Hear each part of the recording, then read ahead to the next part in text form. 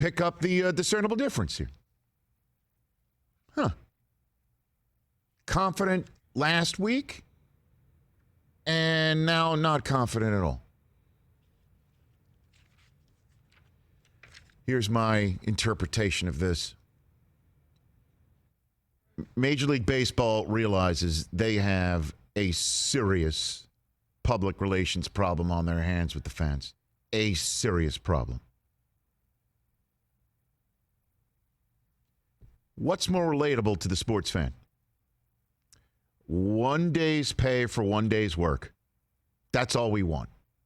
1 day's pay for 1 day's work, especially if we are going to go outside of our homes in a pandemic and also undergo testing and undergo social distancing and putting our abilities to make our ends meet out there. And I understand in terms of making ends meet, there's a lot more commas in this endeavor. But just listen, 1 day's work equals 1 day's pay, especially if we could catch this thing based on our workplace environment. That's one thing right here. That's one side, not that if easy, you will, but telling Grammarly this can help. story. And the This other side of the sentence story is is grammatically correct. we have a responsibility to put this thing out for everybody, but we're not going to lose money, even though one person in management says our business, you can't really make much money in this sport, as the owner of the St. Louis Cardinals said, and their team value has skyrocketed into the billions. Yeah, we cannot afford to lose as much money as we're being asked to lose, says the people who, it has been leaked, has struck a $1 billion we cannot afford to rights lose deal as much with money AT&T as we're and being Turner Sports. asked to lose, says the people. What's more relatable who to it has you been at home? leaked? What can you at has home just struck kind a of wrap your $1 arms billion around? Somebody afford who's rights absurdly deal wealthy with saying we don't want to AT&T lose a lot and more Turner money Sports to when lose, says they're the making people. What's more relatable as much as it seems. to you?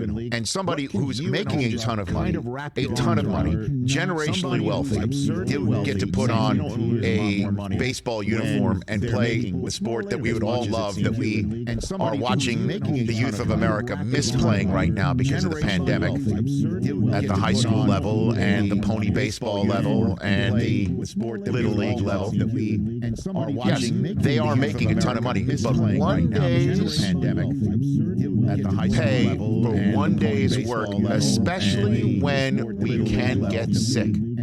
Yes, What's they more are relatable? making a ton of money. But Obviously, the 1 players. day's So pandemic. now the commissioner's like, we are not confident because Major League Baseball players are not cooperating, and they are not cooperating, so we may not have a season. What's more like making a ton of money? AKA, don't blame us. Now the commissioner's like, we are not confident. It's not gonna work. Major League Baseball players are not cooperating. And they are not on top of cooperating, all so that, we may not you have saw a Trevor season. Bauer of the Indians go right at Rob Manfred on Twitter. If you didn't see it, he went right down the line, basically pointing out, look, we know you're going to institute a season at the very least. We know you don't want to spend much more money than what you've already said you want to spend.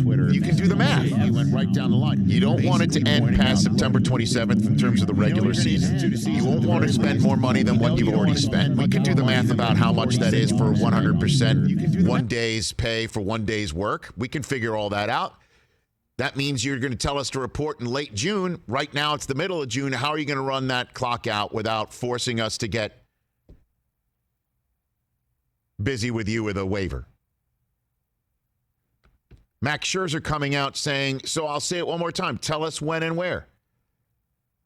A lot of Why players, won't the commissioner just come out and say if he's going to institute the season, when and where? Why didn't he go ahead and tell that to Mike Greenberg? Mike, I'm telling you tonight, and I'm telling all the players, let's play ball. Let's get together and let's just figure this thing out down the road.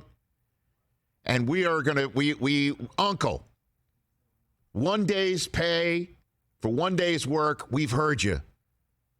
50-game season. The players will come back and say, we wanted to play 80 games. This 50-game season stinks. Now we don't want to come out. Well, if you don't want to come out, it's on you.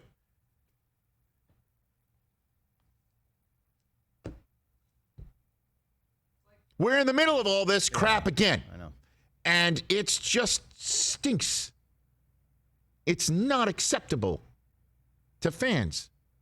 But if we're forced again as baseball fans to have to blame somebody, it's going to be, in my mind, the billionaires who own these teams who couldn't sit here and basically say, all right, we can make the money back down the line that the players can't if we don't give them what we've agreed to, 100% prorated salary.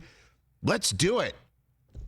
But you can't do it now and put the genie back in the bottle and come out the gate on July 4th. It's now later in July. Now it's going to be like 10 days before the NBA if you act right now.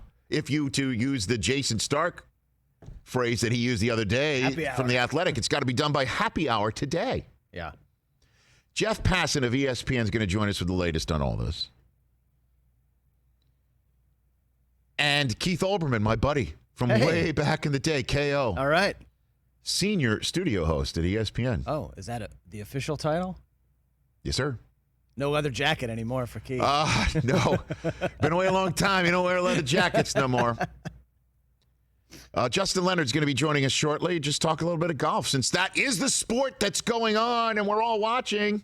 Golf and NASCAR. Who knew? Okay. And Bill Burr, who was dynamite in the King of Staten Island with a huge Wilford Brimley mustache that would I've seen the photos, would clean a floor if you just turned him upside down. Love it. And we have not spoken to Bill since Gronk joined the Brady party down in Tampa. No, is that true?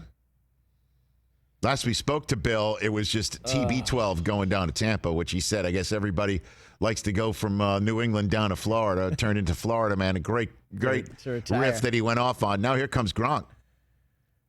Man, Gronk posted a picture this morning on Instagram that was like, see ball, catch ball, Gronk, spike. It's like, you're killing me, bro. I'm telling you, get ready for it. And then our poll question will reveal it. Your phone calls at 844-204-RICH throughout the day. Justin Leonard will join us next live on The Rich Eisen Show on NBCSN and more.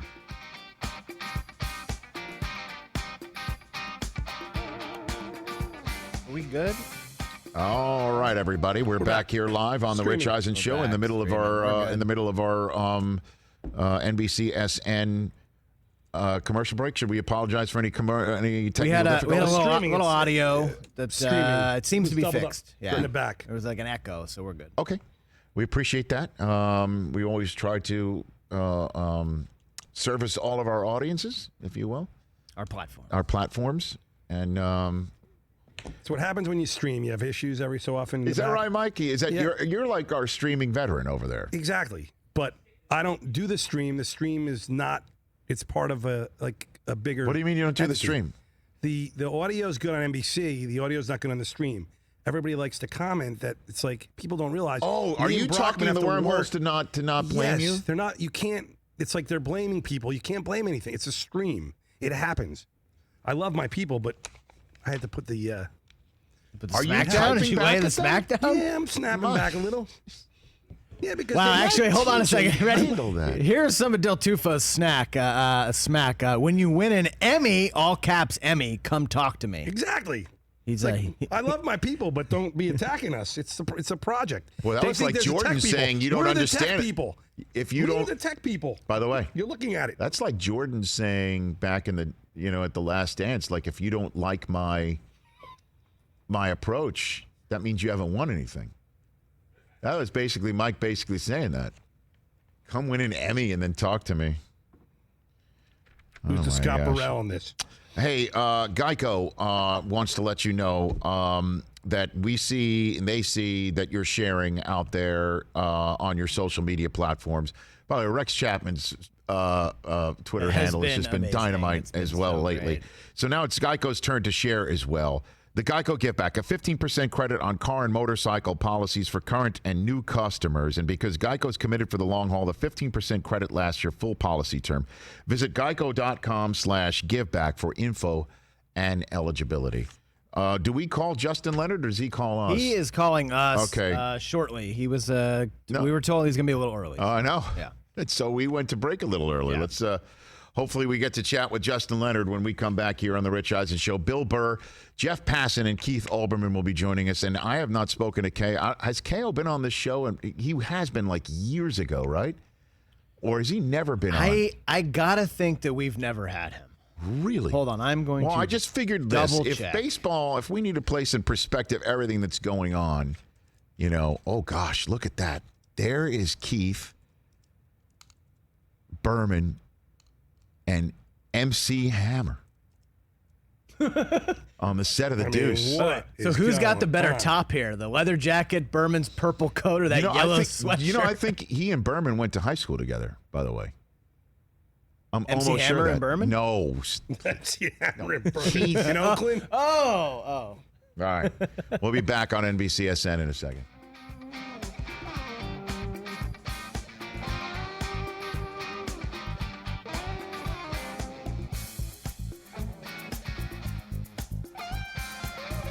Eight 844-204-RICH, number to dial. Again, you are in trouble when two sides aren't talking to each other, but are rather saying stuff publicly to fight in the court of public opinion. Okay? Like, we're the children, and the two sides, the two parents are yelling at each other, and we're sitting there in the middle, like, pay attention to, don't talk to each other to try and, But it's to not. try and make sure everyone, all of your friends, knows it's not your fault that the kids are going to be left holding the bag here. But this isn't even a situation where the parents are like, "Mommy and Daddy still love you." Like they're just ignoring the kid whatsoever. Well, it will be in the fans. the players have played this perfectly, with the exception of they're not seeming to make any concessions off of March. And by that, I mean, if the owners think that they need to be made whole now, why can't the players cough up something now and then to be promised to be made whole down the road? Right?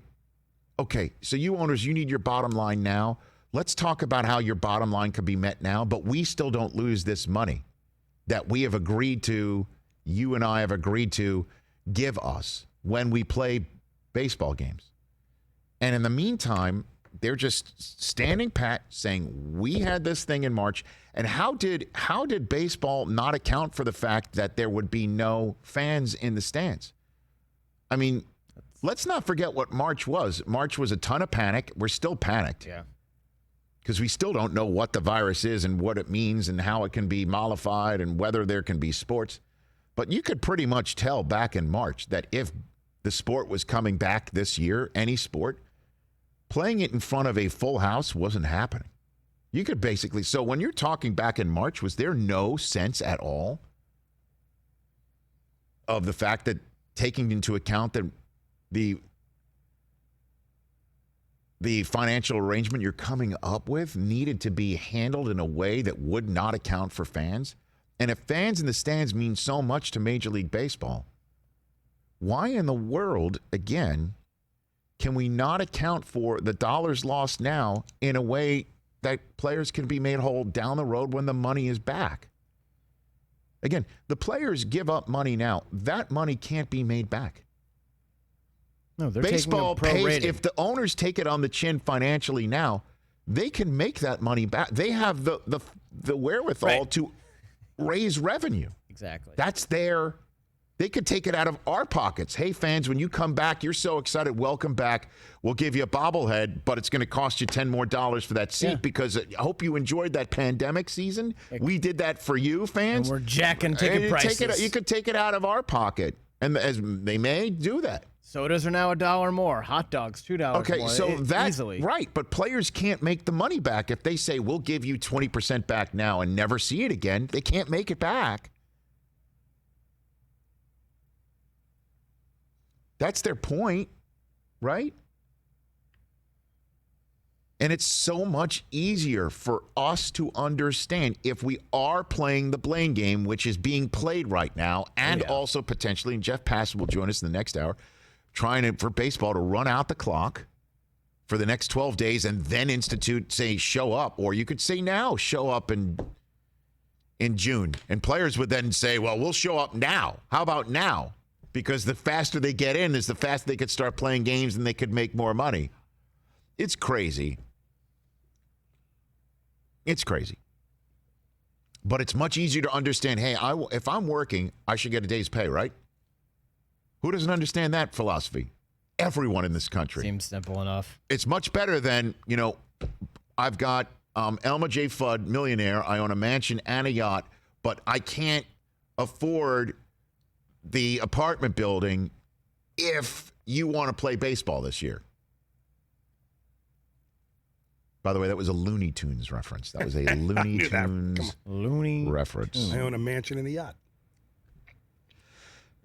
844-204-RICH is the number to dial. We'll get to our poll question and more. But again, let's talk about a sport that actually came back this week and seemed to do it with everyone coming into it healthy and moving on to Hilton Head from Fort Worth, Texas, healthy. On behalf of Dick's Sporting Goods, 12-time PGA Tour champ Justin Leonard here on the Rich Eisen Show. How are you, Justin? I'm good. You go from Looney Tunes to me. That's pretty appropriate, I think. You know what, Justin? I think we're all of the same age. How old are you?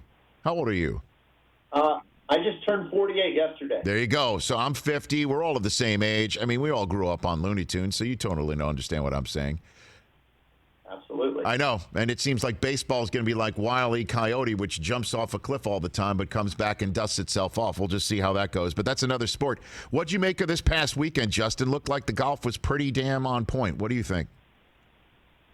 I thought it was phenomenal. I thought that, to see live golf on television again, just a little sense of normalcy, being able to sit on the couch and turn it on, watch the best players in the world play an iconic venue like Colonial Country Club.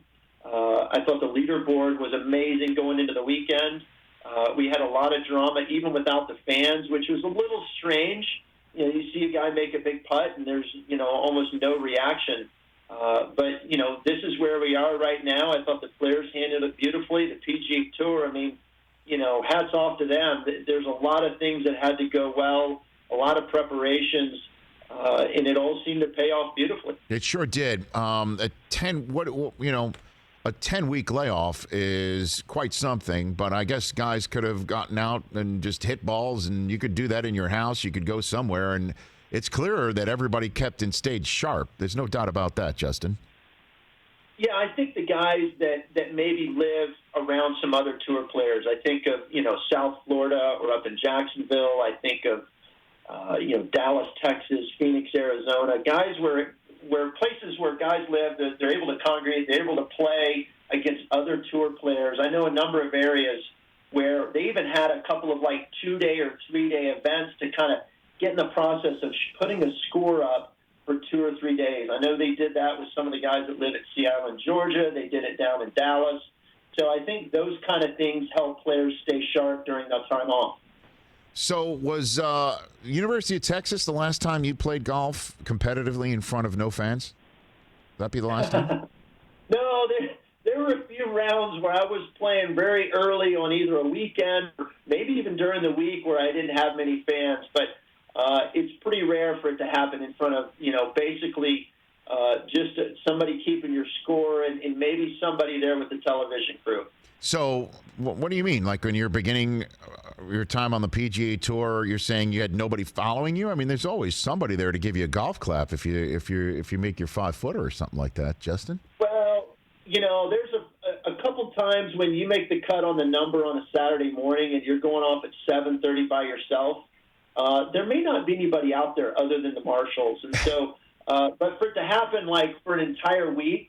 And for it to happen to guys like Jordan Spieth and Rory McIlroy and Jon Rahm, those guys haven't seen that for a very, very long time. I bet not. I don't know if you heard Xander Schauffele after his round, Justin, when he was talking to Nance on the broadcast, saying that the fans, had there been fans, the oohs and ahs about some of his misses might have pissed him off more, is what he said. Do you understand that one? Had there been fans? I do understand that because you don't want to elicit that kind of reaction from people. And I thought CBS, I mean, they're working, with a smaller crew, fewer cameras, and, 3 of the analysts were working remotely. I thought they did a great job in presenting, live golf for the first time under all of these new rules and regulations that we're under. Justin Leonard, professional player for 12-time winner on the PGA Tour here, courtesy of Dick's Sporting Goods. Would you have any concern about getting out there right now? What if you were playing on this current circuit right now, Justin? Would you have any problem getting out there right now? No, I wouldn't. I mean, I have a lot of trust in the PGA Tour, in what they're doing, all the work that went into making, last week and the return to golf successful.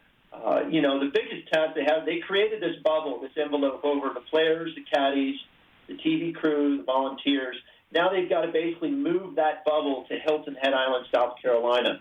And for the guys that didn't play last week, they've got some extra steps as far as their testing protocols that they need to do in order to, gain entry into the tournament and into, the golf course there at Harbortown. But I have a lot of trust in the PGA Tour. Jay Monahan and his staff have done an unbelievable job during these really strange and uncertain times of, bringing golf back to us in our homes. And I think it's going to help, the healthiness of the sport from, participation level. I think you're going to see a big increase because of the things the tour's done in order to get golf on TV and the fact that it's one of the few sports we can still play while maintaining a lot of the social distancing regulations that are in place. Justin Leonard here on the Rich Eisen Show. What's your proudest win from your career? What'd you say, okay, this is the one that stands out?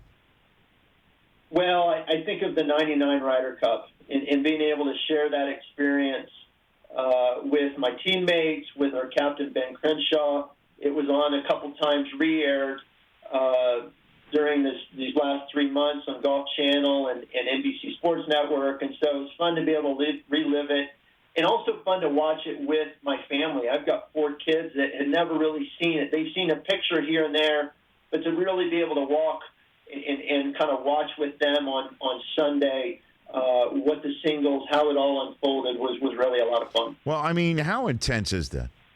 I mean, you could see it and on everyone's faces when there is one, but what goes through your mind when you are on that? I mean, you don't want to let down your teammates that the whole country's also watching. There's nothing pisses people off more than one would think is somebody some European that feels they're better than the Americans. I don't know where that comes from, but you just feel it in the pit of your stomach, certainly when you're watching it. I wonder what it's like when you're playing it. For the game of golf, it's an individual sport. And, if a player misses a putt on any given week outside of a Ryder Cup or President's Cup, there's only a handful of people that are disappointed, unless it's one of the superstars and they've got a lot of fans. But even still, anytime if I missed a putt at a regular event, my wife would be disappointed, my caddy, this and that. But it's a very small amount of people. Then all of a sudden you get into the situation of a Ryder Cup where, you're playing for, peers, guys that you're trying to beat every week. You're playing for a captain who you've probably admired most, all, or some part of your career. And then you're playing for either, a nation, United States, or, a region in Europe. And it's just the amount of pressure. That's why you see the reactions that you do on a Friday morning. You see reactions better than you see at any other tour event because of the enormity of the situation, the fact that these players aren't under that much pressure. They're under their own individual pressure, but now they're playing for something bigger than themselves, and that's why you see a lot of that emotion come out. Do you keep those shirts, Justin?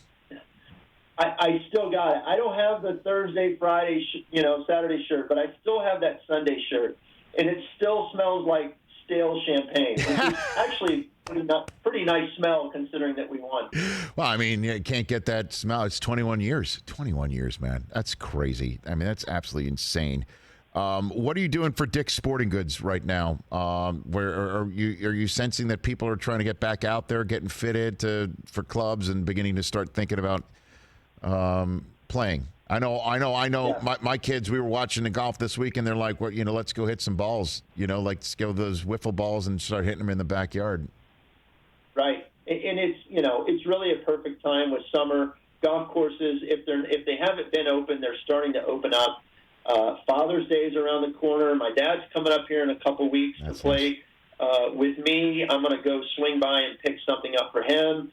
It's also a great time to drop hints for your kids. They've got all the technology available, and there's a lot of great things on sale here before Father's Day.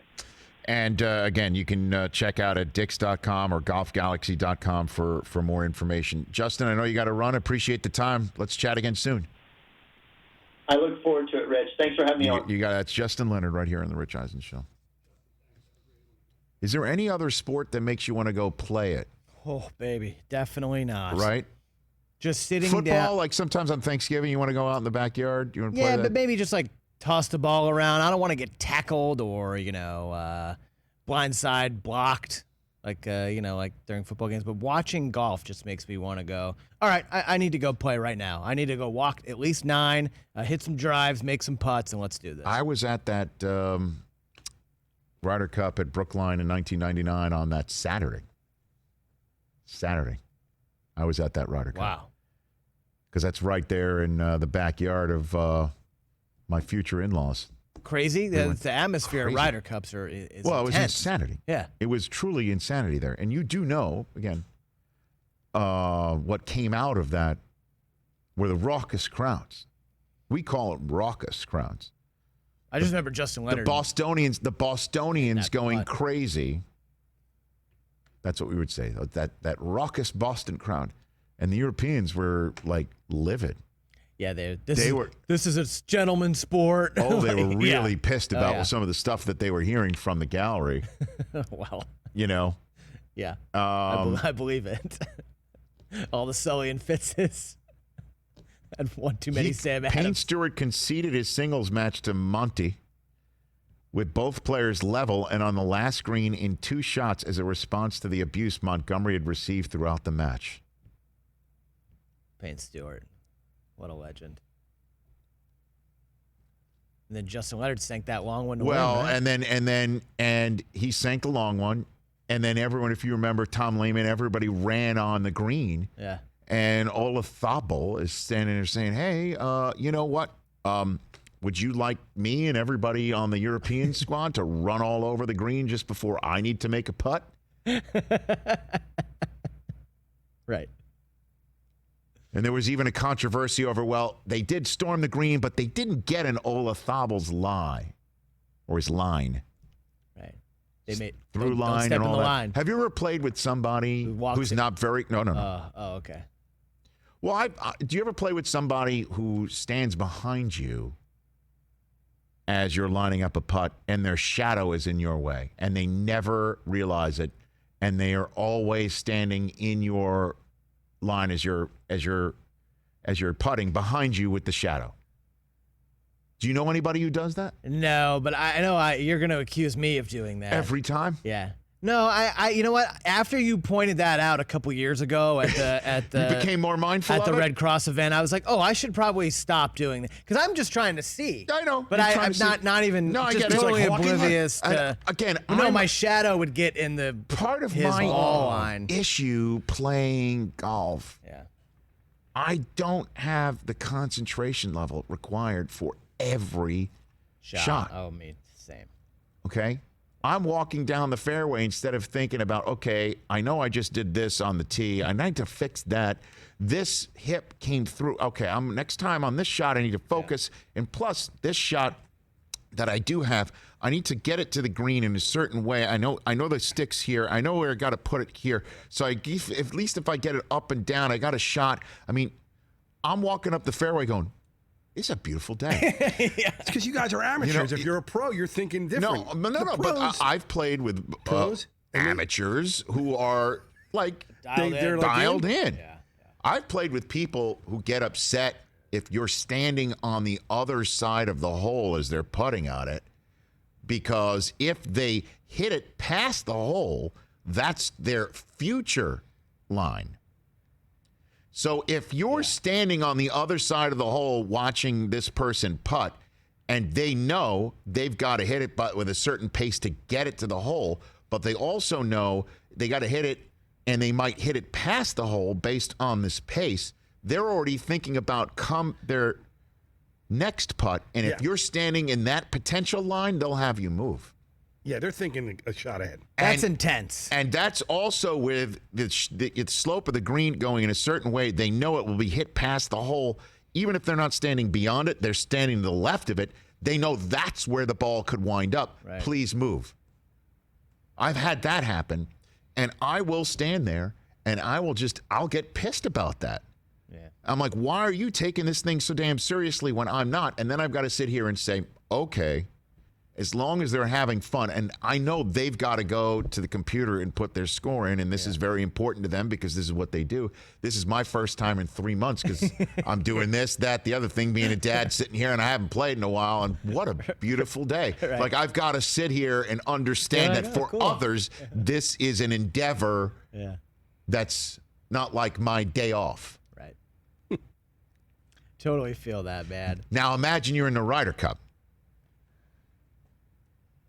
You remember that? They all ran. And I remember. I do. Like, It was like the 80s NBA where they just stormed the court. The shirts were ugly, too.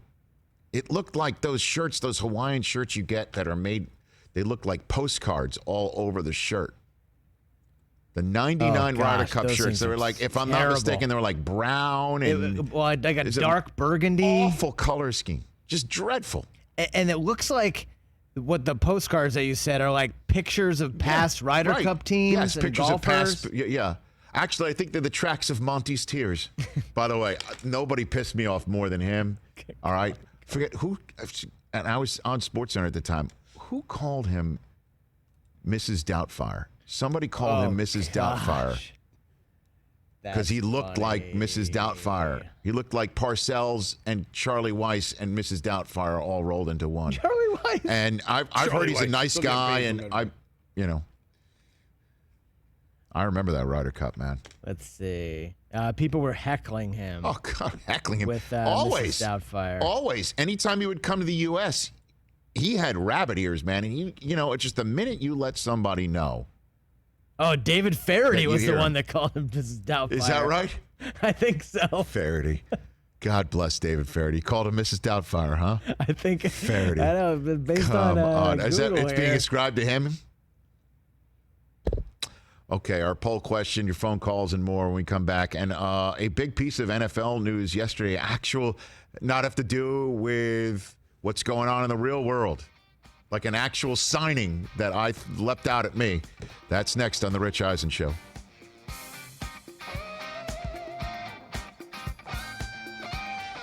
$844-204-RICH, number to dial. Chris, what do you have over the air as our poll question? Why don't we unpack it right here? Okay, and get so ready? was going to do Major League Baseball, but talking to Justin Leonard got me thinking of an alternate if we want to go. Okay, so what do you have now? So will you hold it against MLB if the season doesn't come back this year? A simple yes or no. Or Okay, yes. we can go golf, like what are the most egregious golf etiquette violations? I like it. But we need to workshop 4 here. And then. Well, I mean, which sport has the stupidest etiquette? Well, you got the unwritten rules of baseball. Exactly. Yeah. Oh, tennis. Oh, the no cheering during the rallies. Golf, and then is there a 4th? Soccer. Soccer. I mean, soccer. What etiquette is there in soccer? Well, just the fact that they flop and fake injuries and all that. Let's workshop this. That's that. Yeah, It's that's not etiquette. It's just something that's super annoying about the sport. So then we could say, golf, tennis, and In Major League Baseball? yeah, whose unwritten rules Or like which sport has the? Do we want to say the most dumb? annoying Yeah, unwritten rules? has them. Okay, I like it. What are the unwritten rules of tennis? No talking in the middle of a point. Can you imagine if people would just start cheering? Don't they do that though for Davis Cup, where it's nuts. Davis You're allowed Cups, to just man. yell. I mean, think about it. You're trying to concentrate do the serve, and someone is like, "Hey!" or just starts screaming at you. Like, why does it have to be so quiet for tennis? It's concentration. But it's the same thing with golf. Like, Golf's quiet. no, I'm saying, why does it need to be? I Think about during an NBA game. Think about that. the concentration it takes to play professional basketball. But the whole and they're crowd's playing loud. music, and there's people are screaming at Yeah, you it's- and like waving those stupid balloons and like. If they had It's the same cheering thing. during a golf event, that would be insane. It'd actually be interesting. Like people yelling, heckling. You might get a golf club might come flying at you. What? Oh, I would definitely. If someone heckled me, hold on. When was the last time you played golf? A couple weeks ago, I went and hit balls. I go Rich, I got clubs. I play. I'm just not going. You I can't never play. talk about it. No, because and keep you quiet. also, I hear more about your lower back issues than I hear about No your lower golf back. game. My back's fine, Rich. Okay. I rolled it around on a baseball. I'm good. All right, back in a second. Wow, what just happened?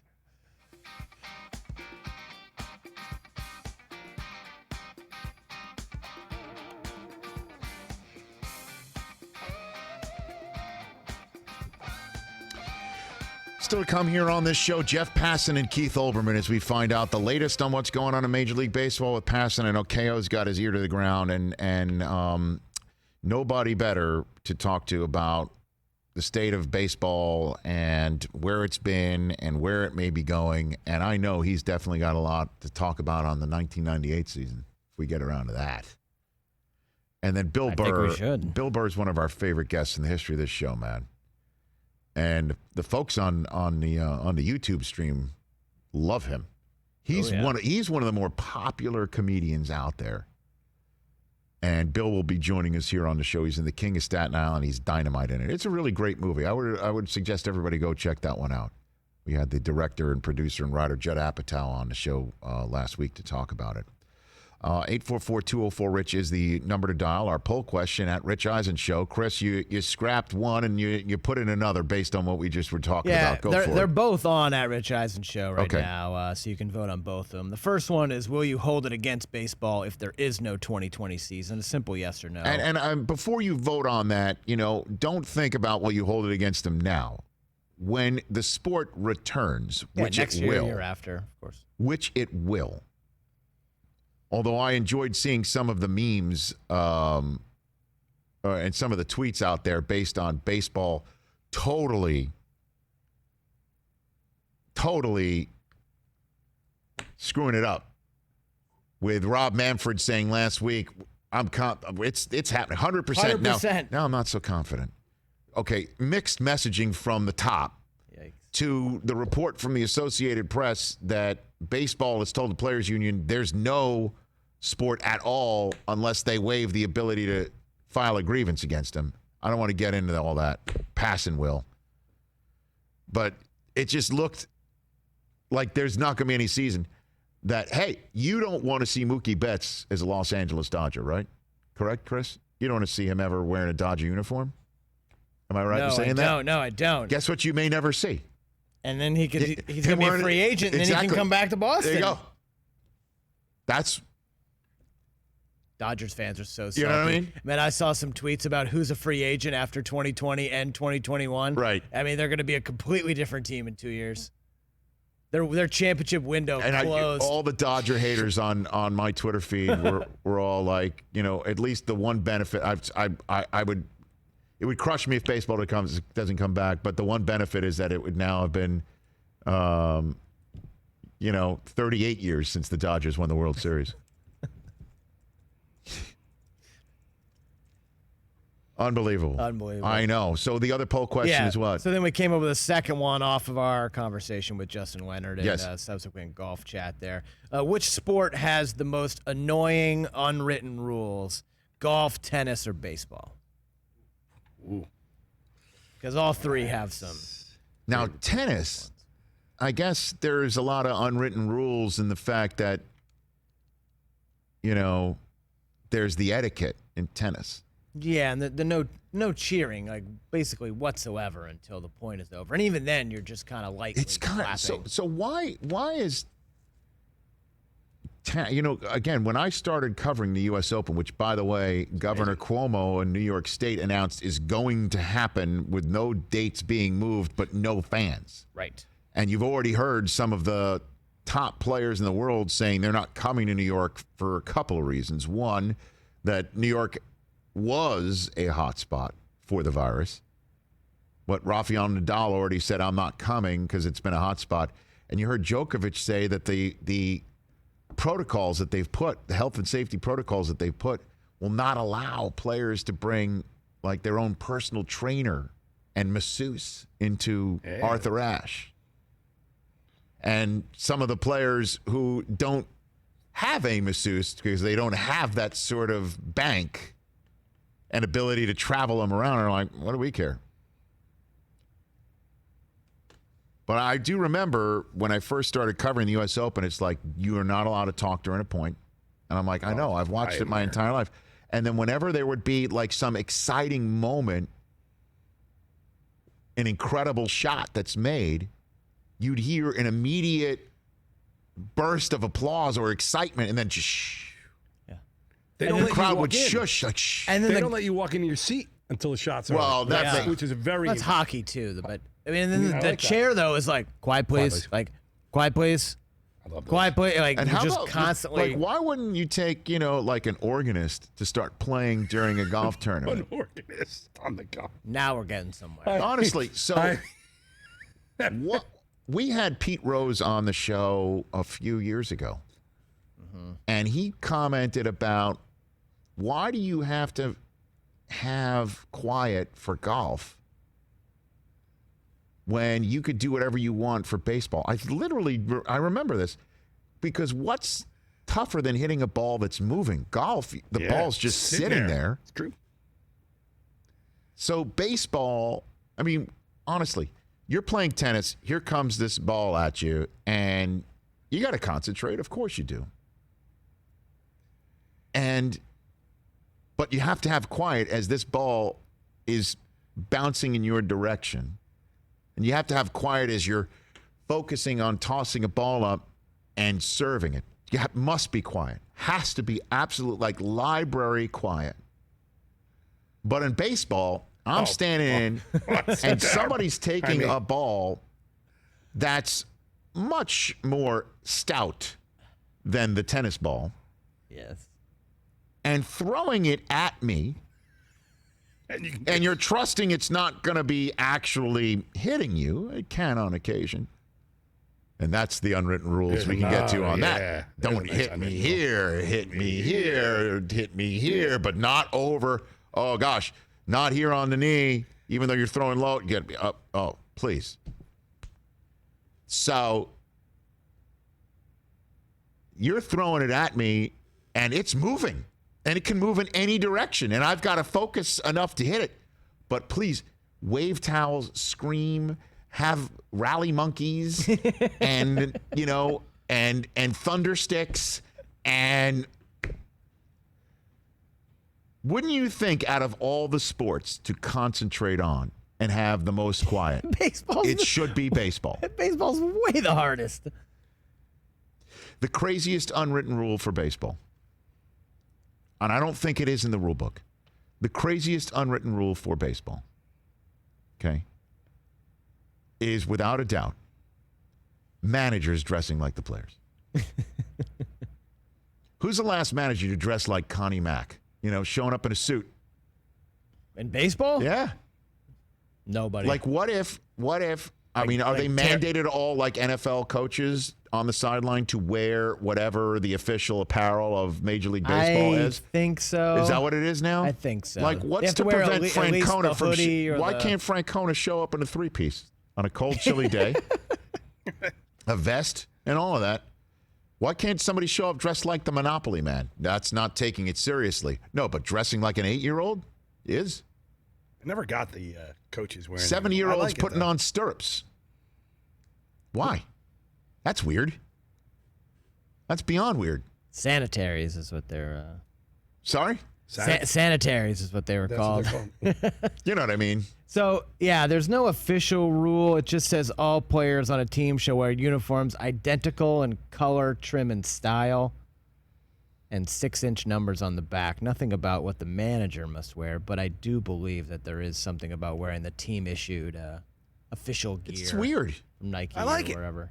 That's so weird. I like it. What, that somebody shows up, a I like 60-some-odd-year-old yes, man dressed I like in the it. same way that your all-star right fielder is? But they're one of the Like, few. why? They're one of the few guys that can actually go onto the playing field, like to argue. Think about it. That's another thing. They By can- the way, that's another The thing. words you can't say to the umpire. No. Yeah. The fact that you're allowed to go run up to an the yeah. arbiter of the game and bark at them Exactly. just so you can say your piece. Like, what if Popovich just went up to a ref in the middle of, like, arguing a call and is allowed to just go straight up face to face with the ref, and as long as they don't say the magic word and show them up, they're allowed to stay on their sideline? Like, how odd is that? NBA coaches do get on the court, Yeah, but they don't do sort like, of to yell, but they immediately get They teed got, up. yeah. You're In baseball, you can yell at me all you want. Yell at me all you want. In basketball, you can yell all you want. In the NFL, they're yelling all the time. Hockey, they're barking from the bench. But what if, literally, Scotty Bowman one year decided to just say, I'm Scotty friggin' Bowman. I'm just going to wear skates behind the bench. and I'm gonna skate Oh, out. no. I'm gonna dress like the rest of the hockey players. Okay, I'm gonna wear the sweater. I'm gonna be skated up, and then guess what? When it's time to argue a call, I'm gonna skate out to the linesman that just blew the offside call, and I'm gonna go right up to him and I'll argue with him. And as long as I don't say the magic word, I get to skate back and continue on the bench. It's so weird that baseball allows that to happen. And by Yeah, the way, I always I'm not thought being that's great. facetious. In if the 2020 season does happen, will that be part of the health and safety protocol? Like you need to be at least 6 feet away from the While ump. arguing? No, you gotta put your, you you gotta can't put your go mask up down. to the ump and start Your mask. face to face. You gotta put your mask down. Gotta have your mask. Got to have your mask Gotta have on. your mask on. While But you you're get still- in the while you're umpire's up- face. and the mask, Mask the to mask. umpire's It's like masked hockey. up, right? They're gonna be hot. It's like gonna be hot. It's gonna be great. Really, what is we? And that's the other thing too is hockey. amazing. I know that's not part I of this thing, know. but hockey. Here's the deal. You and you, on opposite sides of this puck. You don't like the way this game's going right now. You hate this guy. This guy hates you, and something happens with somebody else on the team that you feel you need to, what's the word for it? Enforce. Okay. Let's create a specific person on the team who is dedicated to, what's the word? Enforce. All good, not a problem. And guess what? Go hit each other. Hit each other 30, 40 seconds. If it gets a little bit out of hand after around the 30-second part, then we'll get in there. But fight it out. We're fine with that. Why is that fine in hockey but not any other sport? In football, I mean, they're all suited up. They're helmeted up. Well, I mean, there is fighting in baseball sometimes. I know that, but that is, Remember? immediate ejections. You're out. In haven't hockey, seen it's just like, okay, boys, we're boys. 2-minute penalty, back to the Go cool off. Back to the 5-minute bench. major. Go cool off. 2-minute minor. Come on back in. Come on back in. 6'9", Zdeno Chara. 11 feet tall on skates. What else is your bona fides for playing this sport? Weird. All right, vote at Rich Stuff Eisen you talk Show. about during a sports pandemic on the Rich Eisen Show. Give us a call. We must be missing some of these, right?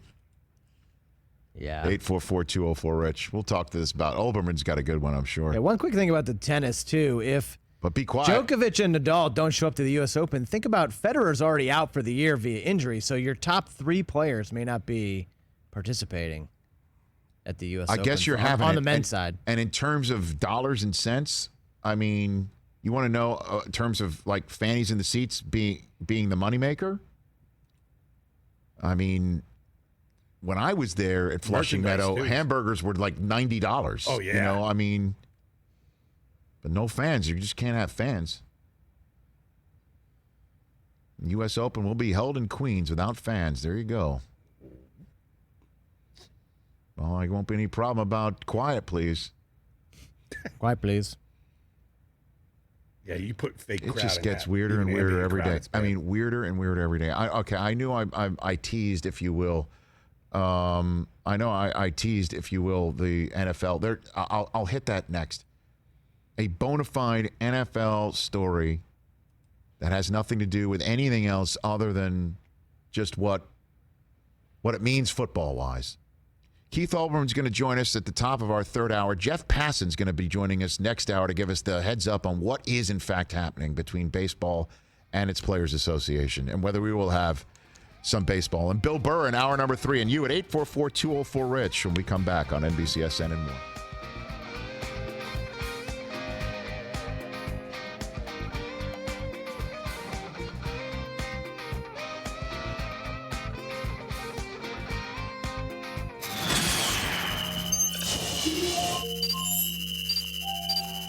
Mike Del Tufo, are you out there, Mike? Yes, I'm here, Rich. How you doing today? I'm doing great. So what are you revealing? You've got right here. You got Right up here above me is a brand new Rich Eisen show a sign. new Rich Eisen show sign. Am I going to do it now? You see this? Yeah, here we go. Let's Here we do go. Oh, this is going to be fun.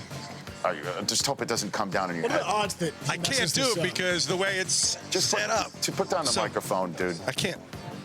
This is the worst reveal ever. Take down keep both. pulling, Del Tuf. Pull. Just put the microphone down. This is good, Rich. This is good. He's gonna bring down the whole thing. Yes. Pull both of the cords. You. Hey, No, we cannot have this as the reveal. he does This audio. cannot be the reveal. He does audio. He does not do manual labor. It's the way Elbow grease. it's messed up there. I can't look. I can't. Del We Tufo, call walk up the this- stairs. Walk up the stairs, Del Tufo. Yeah, okay. The not reveal. He's gonna walk Oh up no, the I stairs. can't because I can't climb called to the where not that is. reveal. Yeah, you can. That's up. No, you can't. It's you gotta have a cable. You guys don't know OSHA rules. See, they screwed me. They did this on purpose. I'm convinced. Yeah, it's against you, Mike. I'm telling you. Del Tufo, just tell everyone out there you don't have any change for them. Just pull it. Give a good Jersey pull. Put the Yeah, there you go. Watch. Put the microphone down and pull it. Oh, the other one. You're a big man. Yank it.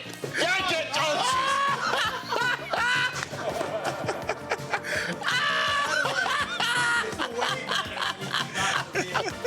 This is so much better. all right, come back in here and screw up the audio now, Mike.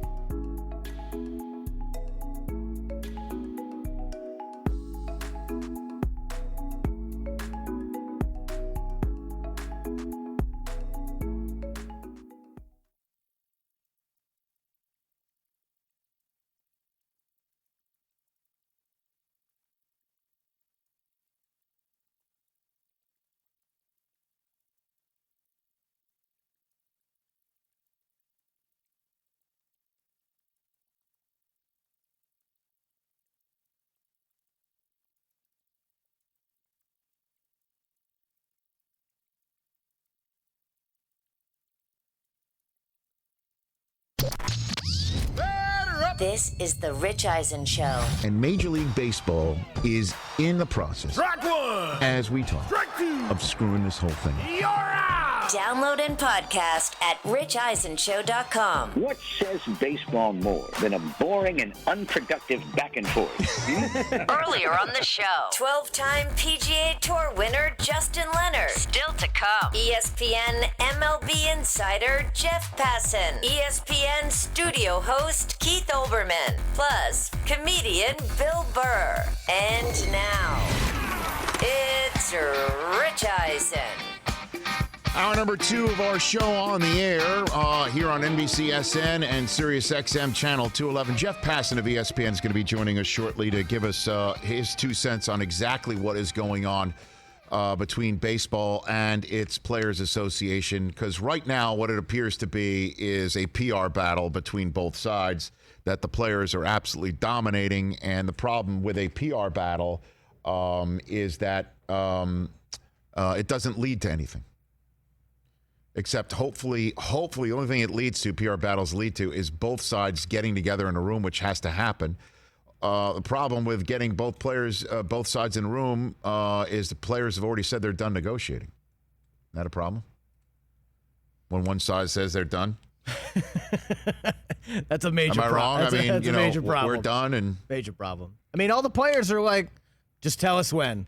They're over it. I'm telling you, the whole idea of just tell us when and where, and an honest day's pay for an honest day's work is exactly what we all understand as human beings who go to work every day. Difference is that most people just don't make what Major League Baseball players make. So we'll get the latest on all that. Is it possible that these two sides can get together? Because, if it does appear what our buddy John Heyman, who's been covering this for MLB Network, as he was tweeting out this morning, what it does appear is that baseball, we don't want to unilaterally impose a season now because that opens us up to a grievance from Major League Baseball that we didn't negotiate in good faith. And the last thing we want to do is an inviting grievance and have that scuttle a season. So we've got to come to a negotiated settlement. Well, great. The negotiated settlement was back in March. If you had just basically said, we understand it's going to cost us $1.5 billion, $1.6 billion, $1.7 billion to pay the players this year for an 80-game season. If that's what it's going to cost, then that's what it is. I mean, it seems like that they're a certain number apart. Like they'd agree to $1.5 billion, but not $1.7 billion, $1.8 billion. That extra $300 million can't be made up down the road. And I know I'm throwing out numbers like it's 5 cents in a seat cushion, but we are talking about a sport that makes an absolute poop ton of money. And again, Rob Manfred said last week that he was 100% certain that there was a sport, that there would be, because he had the ability to put the backstop on and say, I'm unilaterally imposing this, let's play ball. And so the players basically say, we're done talking, tell us when and where. And now he's like, he's not confident anymore. Jeff Passan will be joining us, Keith Olbermann after him, to discuss this whole subject. We haven't hit what Roger Goodell said last night. Do you have that, Mike Del Tufo? You knew Mike Greenberg would ask him about Colin Kaepernick's role in all of this and whether his job needs to be restored in order for the NFL to truly prove to everyone that the Inspire Change concept that they are championing right now, if that really is what they mean. And we had Steven Jackson on here. He called it karma, that Kaepernick needed his job back. You've heard from Carlos Hyde. You've heard from many players in the NFL. Give Kaepernick his job back. This is what Roger Goodell had to say on that subject last night. If he wants to resume his career in the NFL, that obviously is going to take a team to make that decision. But I welcome that, support a club making that decision, and encourage them to do that. If his efforts are not on the field, and continuing to work in this space, we welcome to that table and to be able to help us and guide us and help us make better decisions about the kinds of things that need to be done in communities. Yeah, I don't know if Kaepernick's going to be up for an advisory role with the NFL, but it's time for Colin Kaepernick to get a job in the NFL. This is it. I mean, if he, and again, been time. Well, I know it's been time. It's been long since time. But in 2016, 2017, it's a different time now. If NFL teams are concerned how fans would react, they'd react much better now than they did back in 2016 and 2017. There's got to be some owners in the NFL who don't care how the fans are going to react, that they know this is the right thing to do, and also a way to win football games. In 2020, the third-string quarterback in the NFL I guarantee you this. I'll say guarantee. I'm a Jet fan. I'll say guarantee, even though we have no idea what's going on in this world with COVID-19. But I'll say I guarantee you the third-string quarterback in the 2020 National Football League season that appears is going to be played. The third-string quarterback is going to play a lot. Start? First and second-string quarterbacks are going to test positive for coronavirus at some point. We're just assuming others are going to do it. I tend to agree with you. All right? And we had the Dr. Alan Sills, the chief medical officer of the NFL, on this show. I'm making a football case as if it needs to be made. But I'm going to make that because this can't be viewed as a token gesture. Kaepernick doesn't want it. The team that wants to hire him won't want that either.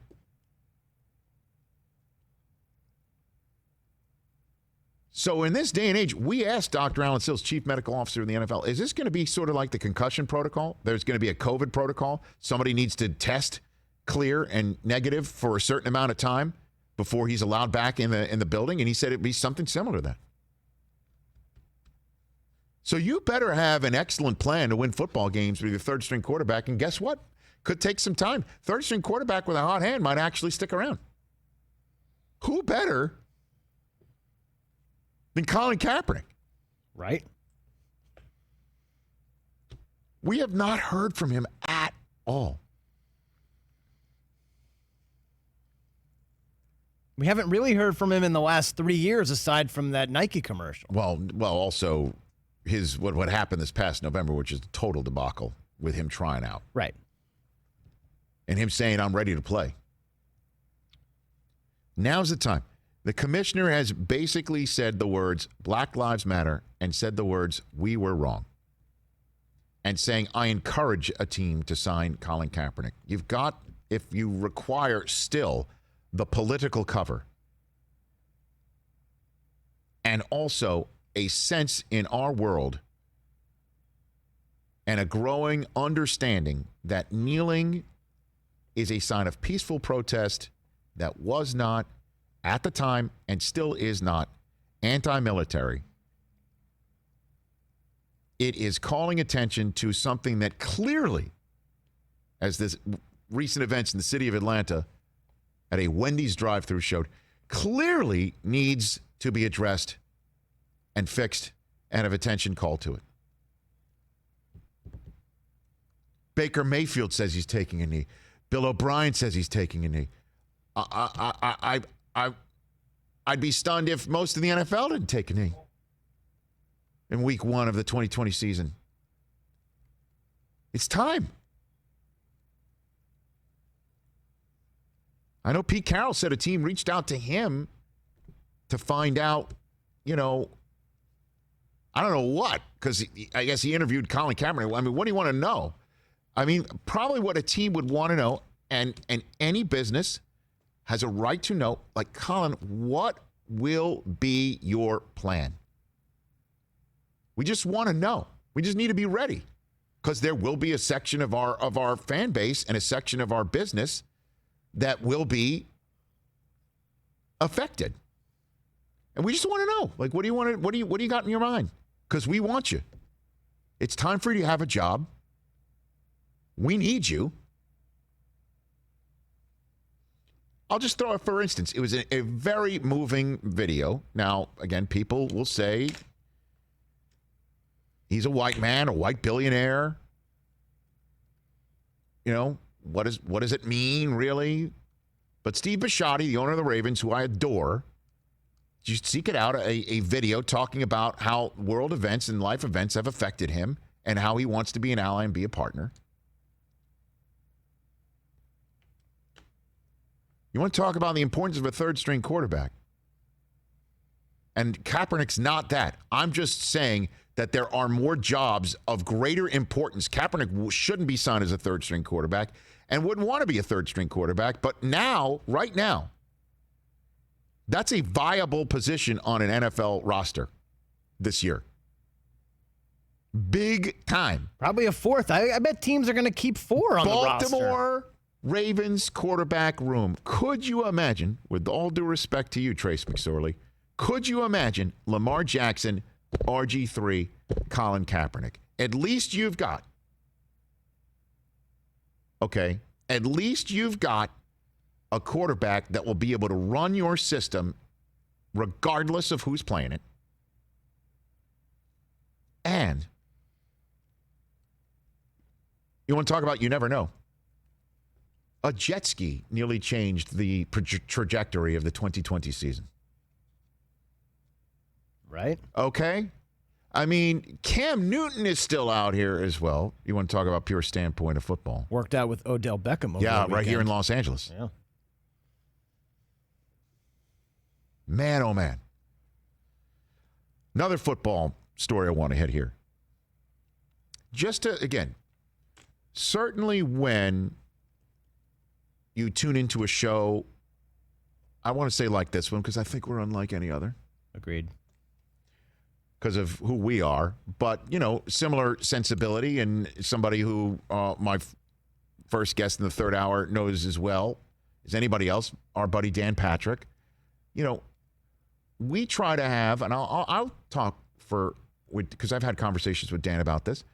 We try to talk in nuanced way that not everything has to be this far a point of view or this point of view. We'll talk about our opinions and we can agree to disagree and have a nuanced conversation. Not many people in our industry do that. And just a fresh reminder of when stories happen, there are opinions, and you can raise your hand and say, this is my opinion, and stand by it, but not everything is totally right. Everything's totally wrong. That's the setup for this. Do you remember when Kyle Shanahan was hired by the San Francisco 49ers? Do you remember that? I do. What are the 49ers doing? They're just churning over coaches. They're just going one after another. Harbaugh turns into Tom Sula, turns into Chip Kelly. What are they doing there? They don't know what the hell they're doing there. The front offices, they're just churning it over. They have no idea what they're doing there. They're hiring Kyle Shanahan. Great name, sure. His dad's great. Dad's a possible Hall of Fame head coach. Boy, you want to hire somebody who just blew it in the Super Bowl? Just blew it. A lot of 28 to 3s. Oh my gosh, just there, blew it. What the hell does he know? What does he know? John Lynch, Pro Football Hall of Famer. Great. I believe he is, and he will be. An excellent announcer for Fox. What the hell does he know about the front office? What does he know? Well, Kyle Shanahan just became the first, as I just read on Twitter yesterday, Cam Inman, who covers the 49ers when he's not furloughed by his newspaper. Kyle Shanahan is the first San Francisco 49er head coach to receive a contract extension. Would you care to guess the last head coach of the 49ers who's got a contract extension from the organization? Steve? Mariucci. Steve. I knew. Mooch. That's how long it has been. Wow. Yeah, as you know, Jim Harbaugh took the team to the Super Bowl. They didn't get one. No, Tom Sula, one and done. I mean, Chip Kelly, one and done. But the last person to break this streak, though, has got to be Kyle Shanahan, because he doesn't know how to call plays. Look what he did in the Super Bowl. What are the 49ers doing? 1 year ago at this time. 1 year ago at this time. As we are speaking, and Del Tufo's either typing to somebody in the wormhole. Sorry. I don't know what you're doing. Sorry. There was no wormhole back then. But 1 year ago at this time, the 49ers had just taken Nick Bosa, second overall. Jimmy Garoppolo was coming off of a knee injury. Oof. You know, Richard Sherman had been 1 year removed from getting played because he did his own deal, right? Now look at him. So, people have opinions, and I know it's sometimes that they're very recency biased, like it was for Kyle Shanahan.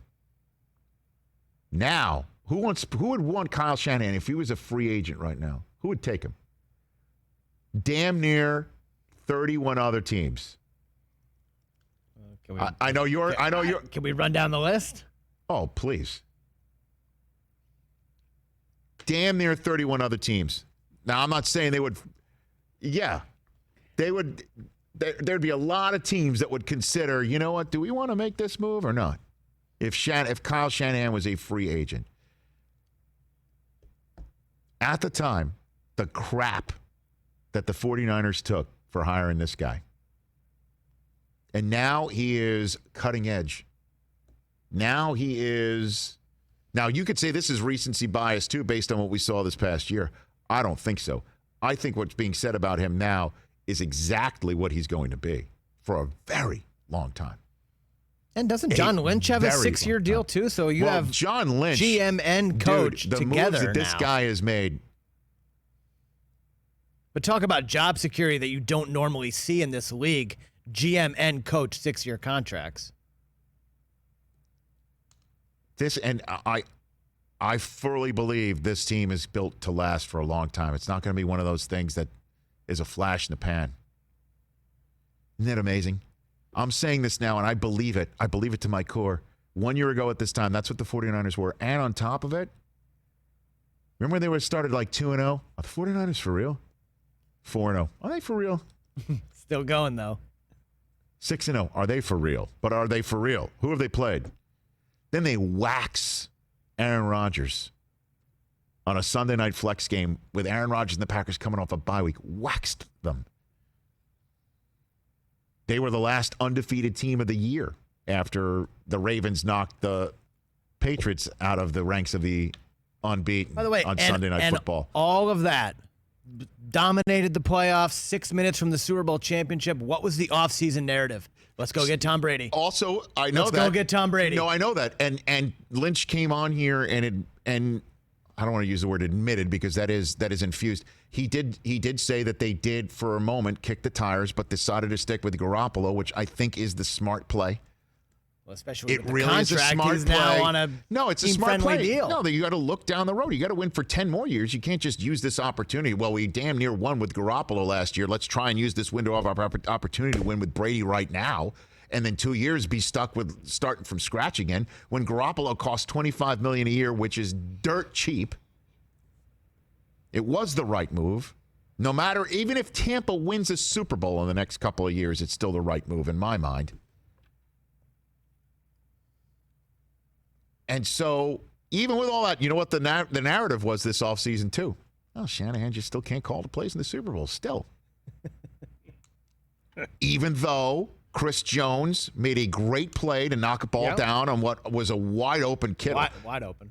Who was covering Kittle? It was somebody who had no business covering Kittle. I forget off the top of my head. Yes, you're right about that. It was somebody who was beaten. Defensive lineman, I think. Beaten 15 ways to Sunday. And then Garoppolo had an open Emmanuel Sanders. And none of this, in my mind, had to do with Shanahan botching the play calling in the last 6 minutes. There's a lot of pointing the fingers, but good for Jed York to see through all that garbage. He's going to be there a long time, and so is McVay, right? And so is our friend who sits there and drafts like he's James Bond in a Bulgari commercial, and Cliff Kingsbury, and then the dean who acts like he's 5 years old, and Pete Carroll. I love that division, man. Love the NFC West. Love it. Let's take a break and talk about what we don't love. The crap going on with baseball. Nice. Jeff Passan with the latest. Are we going to have a season or not?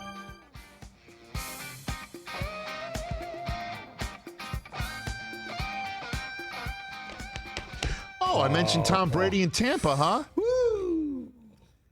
Has that happened yet? I don't know if we have the. Let's hold on to it until we have the visuals. Yet, but, let's hold on. Okay. So Tom Brady has appeared in for the first time in the new ones, in the new Buccaneers uniform. The Bucs have tweeted out pictures of Tom in the Bucs uniform. Hold on to that one, please. Hold on to that one. We'll hit that after Jeff Passan. Okay. We'll hit that after Jeff Passan on NBCSN. Has he gone in the pirate ship? So yet? if we can get that to our the rest of our crew to turn that around, as they said, I'd love it. Yeah, not great.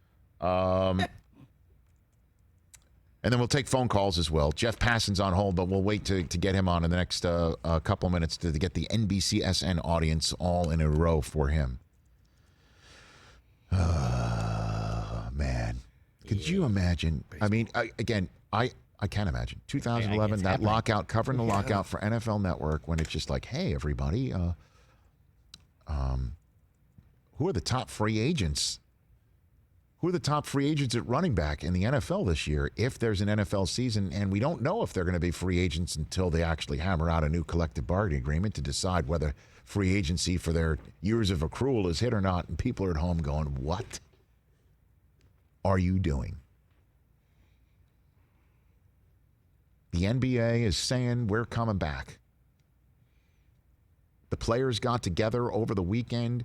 And even those who said that they didn't feel like they had a voice or that they shouldn't go and play, they, in a family, took care of it, according to Chris Haynes, that's not going to stop this.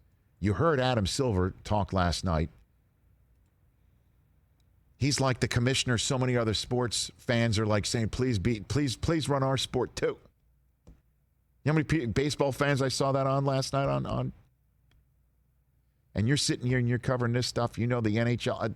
Gary Bettman said they still haven't come up with a date yet. No, they have a plan and what they want to do. There's no date for return. Yeah, the baseball and their associations going back and forth saying, you're saying we don't even have a plan for concussion for safety protocol. Or you're saying that, you know, that we're not agreeing to talk about it. But even you said we're very, very close on it, says Tony Clark. Again, how much time do we have back here until NBC? Okay, 1 minute. I know this is not very good for radio, but should we meditate? Like a kumbaya situation? Yeah, a number of times my wife and I sometimes look at each other and say, should we just meditate? As the children are think the answer should are yes. Barking on the other side of the door. Should we meditate? Should we meditate right now? Let's do it. Look inside our chi. And look inside our chi and just say, oh, no, this music's not very good for meditation. No, I know you got to play it for the serious. Like that massage music. Like sounds of the ocean. Stop. Running. I don't want running water either. I got running water. By the way, try calling a game in Kansas City. Oh. A Royals game. Oh. I cling to his reports. Hoping for something positive. He is one of the best, and he is as locked in on what's going on in the lockup between baseball and its Players Association. He is a senior MLB writer for ESPN and one of the best reporters on the market. Our friend Jeff Passan back here on the Rich Eisen Show. Jeffrey, how are you today? Richard, I am well. Yourself? I'm hanging in there. Where do things stand right now? Middle of the day. The day after baseball players said that the commissioner should tell them where and when, and all he said is, I'm not confident anymore. Jeff?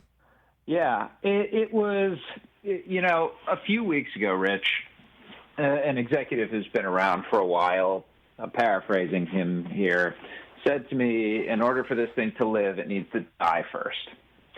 And I think yesterday when Rob Manfred did such a stark about face from where he was 5 days earlier when he said unequivocally, we're playing, it's 100%, and then saying, I'm not confident we're going to play.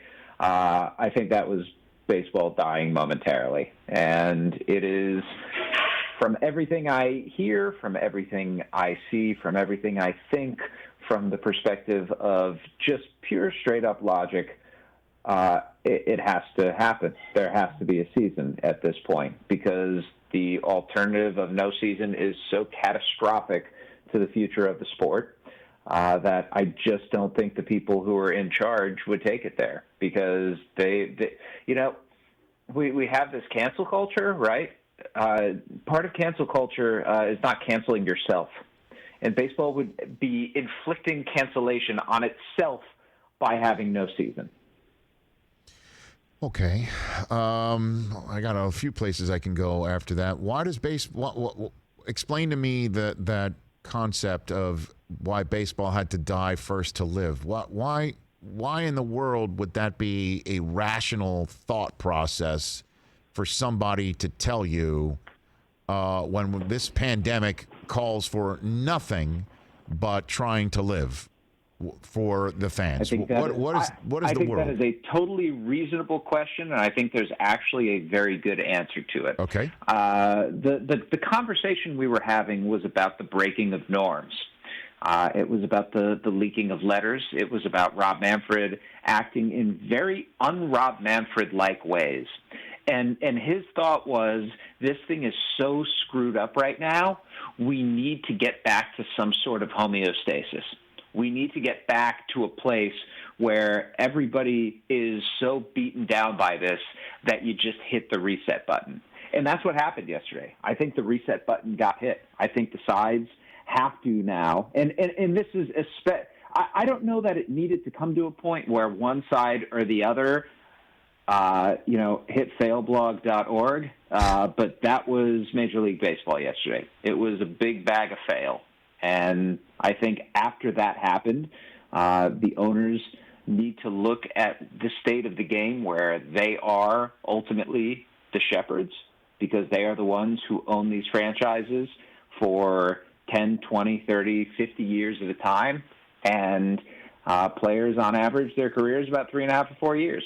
And as much as the Players Association, as much as the players are the lifeblood of any sport, I also think that the amount of influence that they have is finite, and it depends upon the trajectory of their careers. And the idea that over the course of these relatively short careers, they can shape the future of baseball inexorably is just a false premise. It then falls on the owners to be those people who are putting it in the right direction. Well, why aren't they? Who's the hardliner that's got Manfred's ear? Unless Manfred's the hardliner here, telling the owners, "I got this. I'm a labor lawyer." Who give me names. Who are the ones that are saying, "Let's not play"?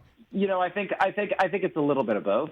I think Rob Manfred has, for 25 years now, actually been extremely good at his job for the purposes of what Major League Baseball owners want.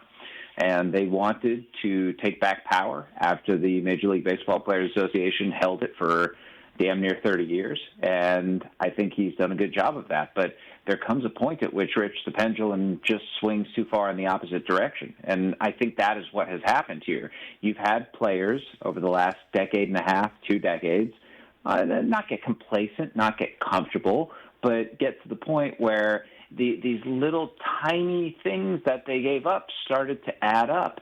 And you've seen dealings, not legally in bad faith, not by the letter of the law, but certainly by the spirit of it by Major League Baseball. You've seen the emergence of sabermetrics more or less crush the free agent market for players who are 30 years and older. And you've seen service time manipulation. And in the case of Chris Bryant, who's a day short of a year of free agency earlier than he would have otherwise. And you see these things that in a vacuum, individually, player by player, are small, but collectively have shifted the tide of the sport so much in favor of the owners that the players are sitting there saying, all we got to do is find an idea, stick with it, show unanimity, and there's great strength in that. And I think they have actually proven that over the last 2 months by sticking with the idea that we want to get paid our salary. We want to get the full prorated share. We're not going to take pay cuts. You do not privatize gains and socialize losses, and we're not going to let you do that. And it put them in a position where yesterday Rob Manfred put his foot in his mouth. And really, I think, calcified in the public this notion that when players are saying, you tell us when, you tell us where, a very simple and powerful message, and then the commissioner is saying, well, we're actually not going to implement the season that we had been considering doing, and instead we may just shut this whole thing down. I mean, the optics of that, as Manfred himself said yesterday, are disastrous.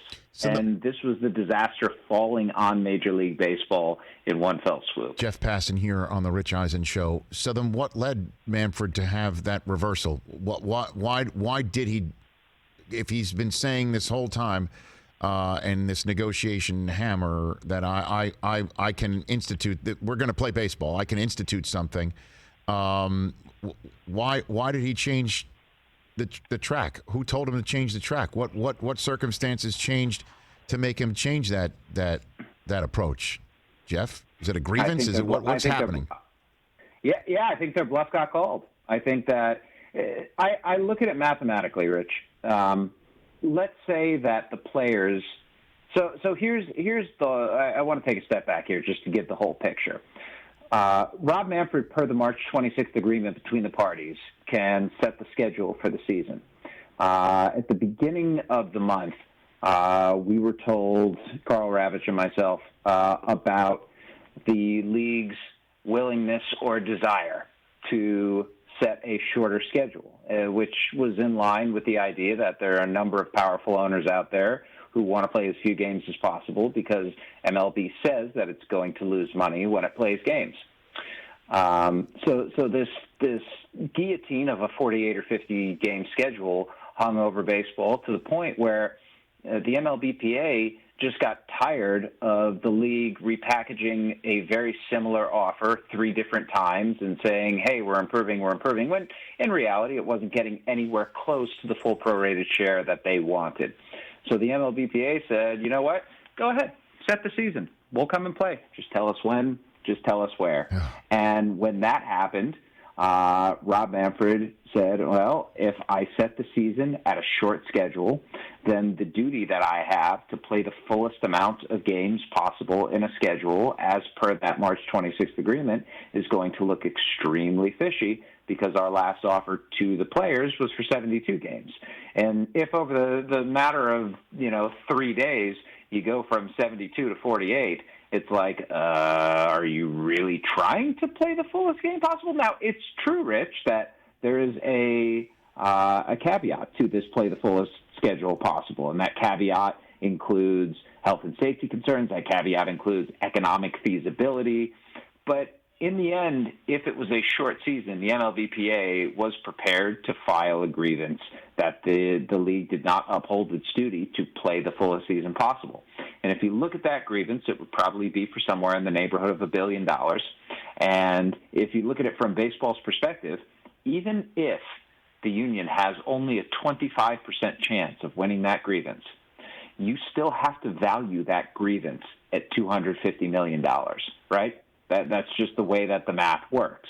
And the idea of having that $250 million liability right there, let alone the possibility of the $1 billion on top of that, is just too much, I think, for the owners to stomach at this point. And when they got their bluff called, the reaction from the league was to be, okay, well, you guys shut down conversations about reaching a negotiated agreement on a full season. Why should we talk with you guys? Why should we do anything if you're not willing to talk? The problem is that ran into the brick wall of we'll play anywhere, anytime.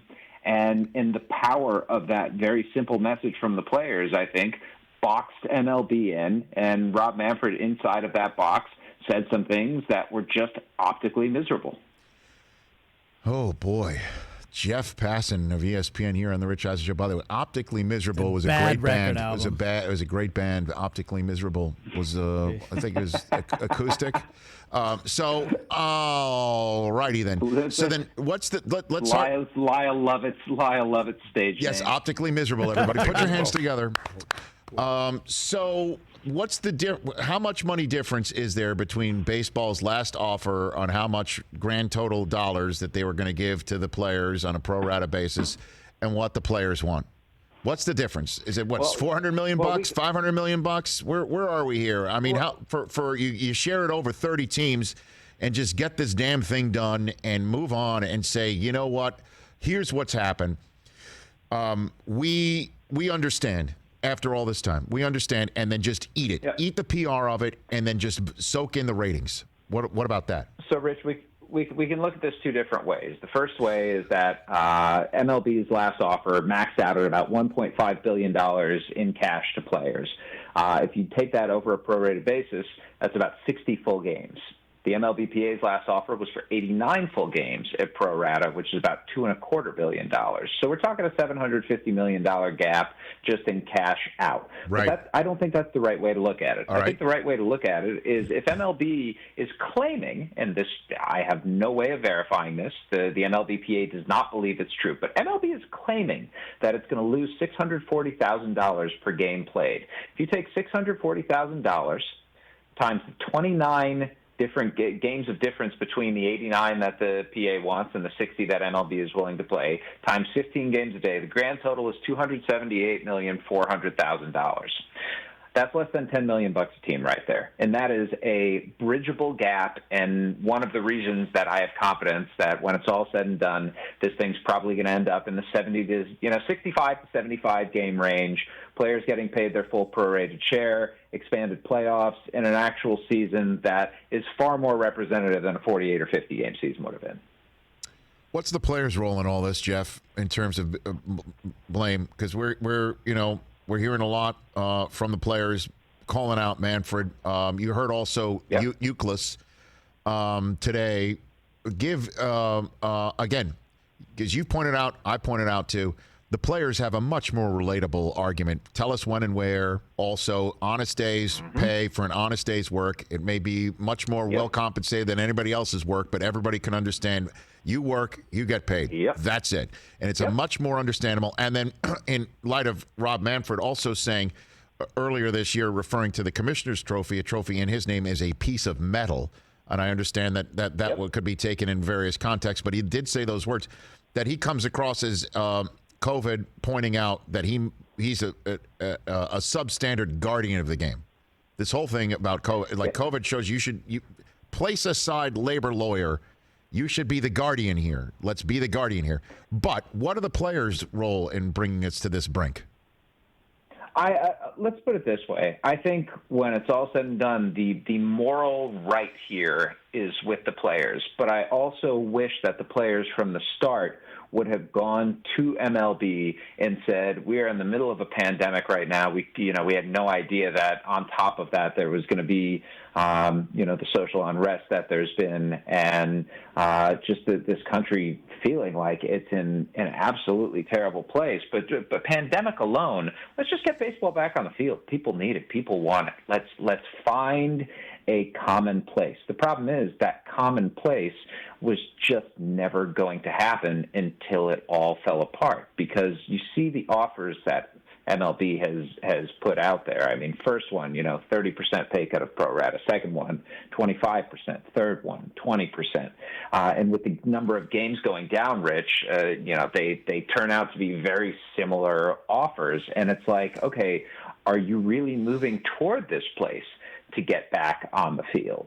Is that really what you're trying to do? Now, the first offer from the Players Association for 114 games and a schedule that's stretching into potentially December, that was a little outlandish. But the last one for 89 games, it was probably a little too late for that, but it wasn't entirely unreasonable. The problem is they have just wasted so much time, and where they are now, Rich, is where they should have been 2 months ago. No doubt. We should have baseball. Like, literally right now, we should have baseball. No doubt. That is not a hot take. That is a stone-cold fact that they screwed up badly, and they need to dig themselves out of their own screw-ups and get this thing done as soon as humanly possible to rescue the damage that they have done to their sport. So now, Jeff, and the last thing for you, the glass half full, optimistic person in me sees in the future. I see in the future. I follow you at Jeff Passan. I read your stuff on ESPN.com. There's a link. It's Jeff Passan's deep dive on how both sides came together and made the season happen after all, and baseball is back. What date do I read about? And then who's that person in your deep dive where you said that person called Manfred, that person called Tony Clark of the Players Association and got everybody together? Who is that person? And what date does it happen, Jeff Passan? I think there are two different tracks this can go down. I think if everybody recognizes the horror show that baseball unleashed on its fan base yesterday, that they get something done in the next 72 hours. But that's a really optimistic perspective. Okay. Somebody who's involved in the negotiation last night said, I think this gets done in 10 days. And I think the way that looks is the Players Association, after the letter that they received last night from Dan Halem, the deputy commissioner, comes back and says, okay, you know what, if you want to have a negotiated settlement, let's do it at, say, 82 or 84 games. And MLB will come back and say, no, we're going to do it at 65 games. And then it's just a little bit more back and forth until they get to that happy medium. They should just go there right now. But I think the players also recognize they've got hands. They do. And you don't want to overplay it. Right. But when you have hand, you don't want to fritter it away either. So because there is an advantage in this situation right now, the PA right now does not want to be the team with a 1-goal advantage in a soccer game that's pressing ahead late and gives up a break and someone scores a breakaway tying goal. Like, you don't want to be the team that does that. So they need to be judicious, and I think the judiciousness is what's going to make this thing last a little bit longer than it probably should. So, but they're talking right now, or does somebody need to get these two people together? No. I think after yesterday they're going to talk. I think MLB. If you look at what Rob Manfred said yesterday, he made mention of paying the players full pro rata. It was the first time he had publicly acknowledged even that possibility. And he said so in the context, perhaps, of doing so over a shortened season, but. Cat's out of the bag, man. At this point, the players are not taking less than full pro rata. And if you are loath to institute a season because the potential damages that could come from a grievance, then you just got to swallow hard and say, we're going to do this for the sport. And there are going to be plenty of places where we can get that money back. There's a collective bargaining agreement up in December 1st, 2021. There's next year when we have no idea if fans are going to be in the stands. So we're going to have these same conversations. I'm not even going to call this taking the L, but deal with it today. Understand that in a year of bad losses, they're probably going to be even worse. And get the damn sport back on the field. Like, that is your goal. That is not your goal. That is your imperative. That is your duty. You are the people who are running the sport. Run the damn sport. Jeff, you're the man. Thanks. As always, we'll get you back on again soon. You're always so generous with your time and your information and your passion's the best. Really appreciate it, Jeff. Thank you. All right, Rich. Have a good one, pal. You too. That's Jeff Passan, at Jeff Passan. Follow him on Twitter. A must. See, he's locked in. The guy's locked in. Come on. Make it happen. Figure it out, man. So 72 hours. He thinks that it needs to be done in that time, but somebody said 10 days. This is the thing that drives me crazy. 3 to 10 days. This is the thing that drives me crazy. Again, I know, it just drives me crazy. Why does it have to take that long? Why does it have to, exactly. If it's going to take 10 days because we'll do this, we'll posture here, that'll take 2 days, and then they'll take 2 days, and then they'll take that 1 day, and then that 1 day. 10 days it'll be done. It's like, no. Why? Zoom your meeting with whoever you need to Zoom with. Come up with something. You Zoom with your meeting, you come up with something. By dinner time, you've both Zoomed. What else you do? What else are you doing? What are you binging Billions? Rich, my divorce took 3 years. Seriously, what are you doing? 3 years. What are you doing otherwise? You do your Zoom, come up with a number, we Zoom. Yeah. We will resume conversations by dinner time. And then by tomorrow, we'll Zoom, you Zoom, we'll resume the season. What's wrong with it? Like, what's with the posture? We've postured enough. Well, we know what Trevor Bauer thinks about the posturing. We've postured enough. Time for posturing's over. Honestly, I feel like this is Festivus. We've aired the grievances. I got a lot of problems with you people. I've got a lot of problems with you people. And we don't need the feats of strength. A Festivus for the rest of us. Thank you. $10 days. No. Whoever told that to Jeff Passan, I say to you, no, not 10 days. 10 minutes. 1 day. I could set the Zoom for you on my freaking phone. I mean, we could. It's easy. I'll start the meeting. Let's go. Join. Good Lord. 10 days. I mean, 10 days. Then it takes 3 weeks to get people ready. It takes a week to get there, then another 3 weeks. Now your first pitch is when the NBA's tipping off. You even lose that advantage. What's the matter with you people? And Scene. I just realized I need to wipe down my phone. Is it going a little? Yeah. 844-204-RICH. Your phone calls when we come back. I need to meditate.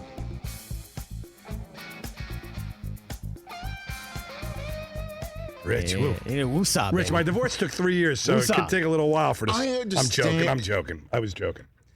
Right? It did take 3 It's going to take 10 days because it's Yeah. going to take us 2 days. You got to look at this. Well, we got look to at talk. that. We got to set it up, and then It's we like got to dot the here's T's what, how and cross hard the is I's. it can't be that hard. What do you mean? But they've had months. Of course it's hard. Because they're making it hard. Dude. They're making it hard. And it's both sides.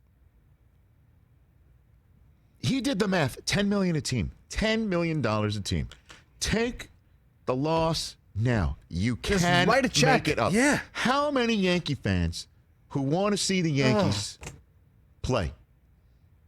How many Red Sox fans who want to see the Red Sox play? How many Dodger fans who want to see the Dodgers play would say, I'll spend an extra $5 more for parking on top of the egregious amount of money you already charged me? How many people would say, I'll pay you $2 more for a hot dog when we come back? I'm in. We all would. Those Dodger dogs that people talk around here, they revere so damn much. The big ice cream cup thing, Brockman. Is that been more I over? love those things. Tell me Brockman more. The Churro Sunday. The Churro Sunday. I mean, What, at Dodger Stadium? Yeah. oh, they're amazing. Terrible. Oh! I reject your churro. I would rather have a Dodger dog. Oh! In the big helmet? What? In the big helmet. That thing's amazing. I'm with Brockman. How much are those? Probably like $12. Would you pay $15? Yes. Absolutely. I'm in. Sign us up. Come on! We didn't pause.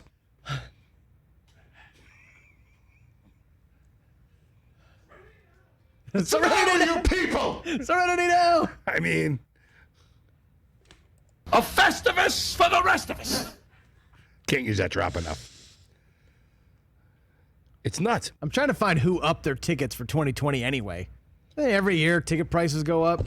Rich, Jerry chimed in on your last rant. Settle down just a little bit. Thanks, Mr. Yay. Jones. Dr. Jones. All right, we'll take some phone calls when we come back. Someone just DM'd me. You might have an aneurysm, so calm down. Is that my wife? No, some guy named Goldie. I'll take a break. I'm all right. I'm all right. I mean, okay. I'm with you, Rich. Yankees are going to be good this year, too.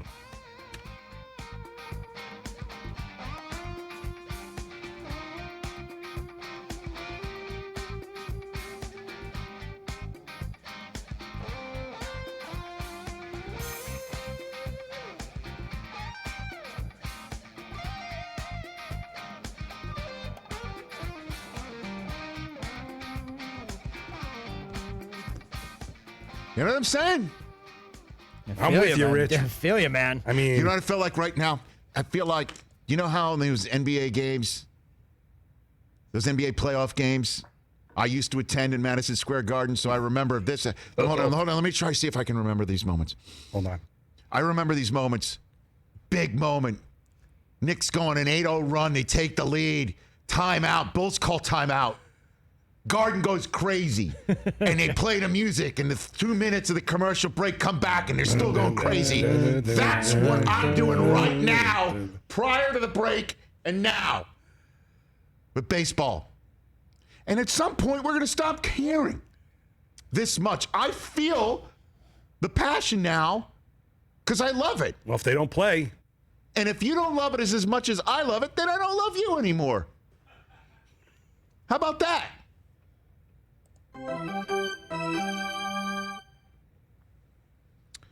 Who's been holding on the longest here? Dwayne in San Clemente, California, home of, I believe, Richard Nixon. Hey. What's going on there, Dwayne? Thank you, Rich. Yes, it is.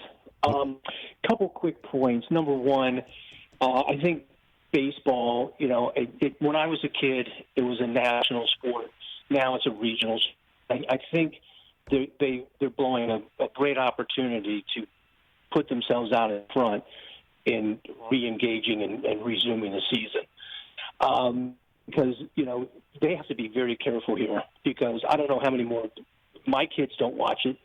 So I think that's an issue. Secondly, the players do have the leverage right now, but they have to be careful. I've worked in union environments for a big part of my career, and I think they may win the battles, but I think they could lose the war here if the union isn't careful. I know, Dwayne, but they all got to get together, and I appreciate the call.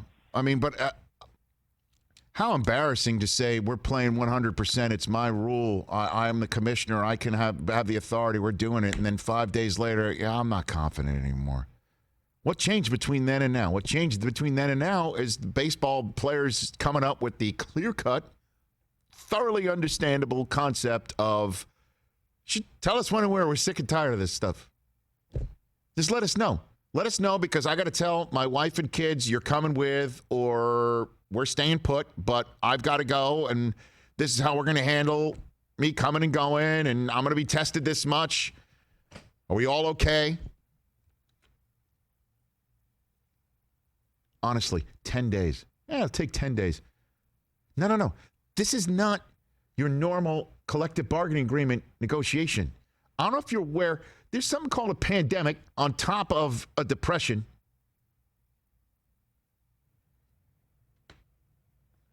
Figure it out, man. I don't know if I could. I don't know. I'm so outraged. I'm taking my glasses, putting them on, and taking them off like once every 15 seconds. If there's anybody out there that watches us and has watched me as long as we have, you could tell my level of outrage can be measured in how many times I put my glasses on and take them off as just a total crutch. Like David Caruso. No, CSI. Caruso, I don't even. But Caruso at CSI, he put the glasses on to make a point. You take them off. I just go on and off. Sometimes I take a look to see who's on the phone lines. What do I got? Nick in Athens, Ohio. Let's take Nick's phone call. Hey, Rich, how you doing? I'm in there. How are you? Oh my gosh, in the trenches, brother. Hey, Brockman. Hey, Del Tufo. Hey, buddy. What's happening? How you living? We just wanted to say hi to you guys. Not a lot going on in the sports world besides drama, I guess. And the glasses have come off a lot, Rich, in this episode. I have to tell you, they have come on and off about every 8 to 12 seconds. Well, I'm really pissed, Nick. I mean, because I hear you, brother. I'm just. Yep. But what is there for people like you and I to do? I mean, you're on a way bigger platform, but, No, Nick, but I'm glad you call in. You call in a lot. You talk about your hometown. You talk about Burrow. You talk about the excitement of a season. You talk about what you're excited about, and that's why shows like this one exist, is because of passionate fans like yourself. I just want to see something happen as opposed to this totally destroy themselves. I mean, Keith Olbermann's coming on in about 7 minutes' time, and I think he's based on knowing KO and seeing what his Twitter feed, he is going to ether the commissioner of the sport, and we will see what it all means when it comes down to it. I appreciate the call, Nick. Thank you. You called back. We're sharing each other's pain here. So, and then Bill Burr's joining. You know what I'd like to do in the commercial break is, can you send me the Brady in the Bucs uniform photographs? I will text them to Bill Burr. You can just go to @Buccaneers. Bill's a busy man. They're up. He's got a family. He's quarantined with his family. He's a busy man. I don't imagine he's going to go. I don't imagine. Click on a Twitter link. You just want to send the photos. I want to send them to so he could literally see them. Okay. And we will unveil. We will unveil them with Bill.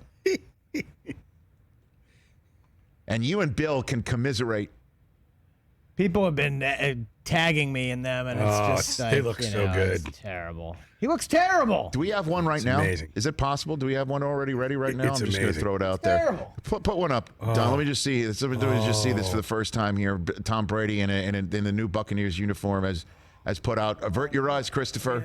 I have not seen this yet. Oh! Look at that manly man! I love Tom Brady now. Go, Look Tom. at that manly man! Go, Tom. Come on. I mean, Look at him in red, and they put the one in red just that up close because Patriots not never wore a that jersey swap. Those were the No best Pat the Patriots Patriot there. throwbacks, too. Oh, Wow, Brady in a time do we Buccaneer have left? uniform. oh. We'll show one later ones with him later on this show. Him in a helmet. Oh, one more. We got one more. Let me see. What else we got? Oh! And the- Look at that steel blue. Look at the blue steel. Oh, Tom Brady. Action shots coming up in our final hour. What a great guy. And Oh, once I love him. again, I know I'm going back to this saw, but it's great. On behalf of 31 other fan bases in the National Football League, I say the following.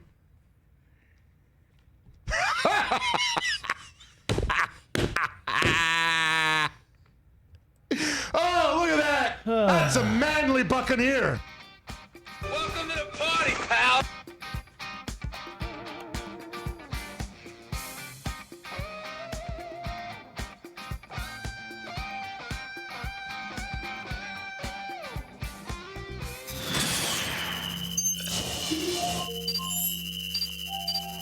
I had no idea we're now having an Ask Mike Del Tufo social media Twitter segment. The first one was, what's a good first date? Helicopter ride to Catalina for dinner, then back again if you don't stay overnight. Is this $1 million matchmaker? Like, that's high rolling.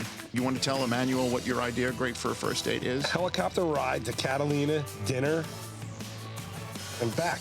Yes. Really? For Wait, a first date? Somebody that you've just met? Hell yeah. Really? You want to make an impression? You wouldn't be totally freaked out if somebody... No, I would be like, wow, this is your first date? I can't wait to see what the second date is. That would be a flight to San Francisco for dinner. Now it just gets creepier. I mean, listen, if that person Yes. is into all of those things, yeah. Oh, my... All right, Del Tufo, you're in. Wow. I have no comment. Now, you're so sweet. What would be a no-no for you? You want to know, like, Sure. lame? Yeah, sure. Like, if a first date was like, yeah, so let's go get dinner and go see a movie, I'd be like, no. Really? A movie? You can do that, like, when you've been dating for 6 months. What if the movie's Super Troopers 2? Okay. Tell Michelle Beadle what your answer was to somebody's question of what's your perfect idea of a perfect first date. A helicopter ride from Los Angeles to Catalina for dinner, and then back. Wow. For the first date? Thank you. Yeah. Thank What you, the- Michelle. Who is this girl? That's a lot. I don't want to die with some stranger on a first date in a helicopter. I'm That's one what and I'm one. saying. I'll take my one. I'll take the 500. Emmanuel Shrieky said she loved it. I mean, she's more woman than me. She's way Anyway. too No, I take her word now. I'm back on board. Thanks, Michelle.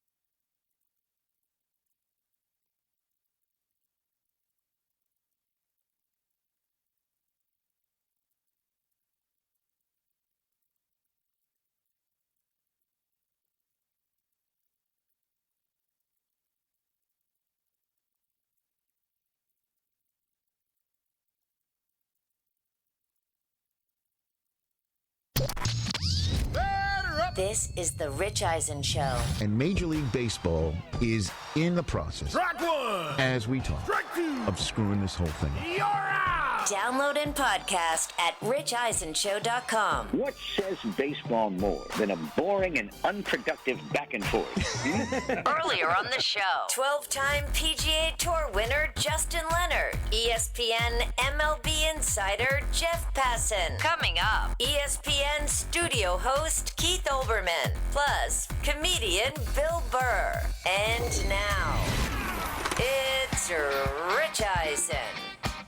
Okay, folks, hour number 3 of the show on the air here on NBCSN Sirius XM Channel 211 and YouTube.com/Rich Eisen Show. The very funny Bill Burr will be joining us in about 20 minutes' time, or about a half an hour after the Tampa Bay Buccaneers release new photographs of Tom Brady in a Buccaneer uniform. Stop. Patriot fans are quaking. Avert your eyes, sir.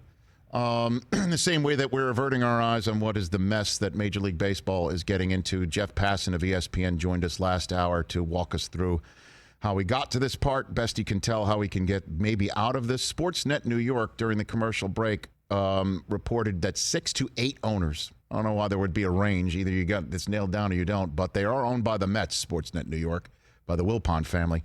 6 to 8 owners are out on this season. What? Yeah, they're out on playing a season. And to those 6 to 8 owners, I say to you, who the hell do you think you are? How does that sound?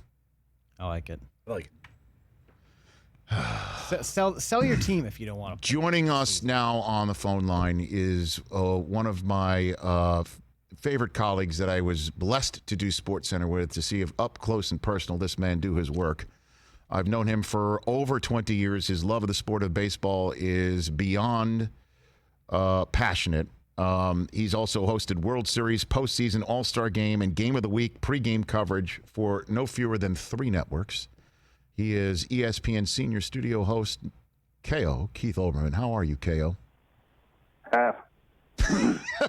Sorry. It's been so long. It's 25 years, by the way. I mean, that is true. I want it. Yeah, when you get into your 60s, you have a lot more time to sort of keep track of. 1996 is when I first. Well, actually, Keith, I told the story the other day. It's actually even longer than that, because ESPN re-aired the Colorado-Michigan 1994 Cordell Stewart Hail Mary.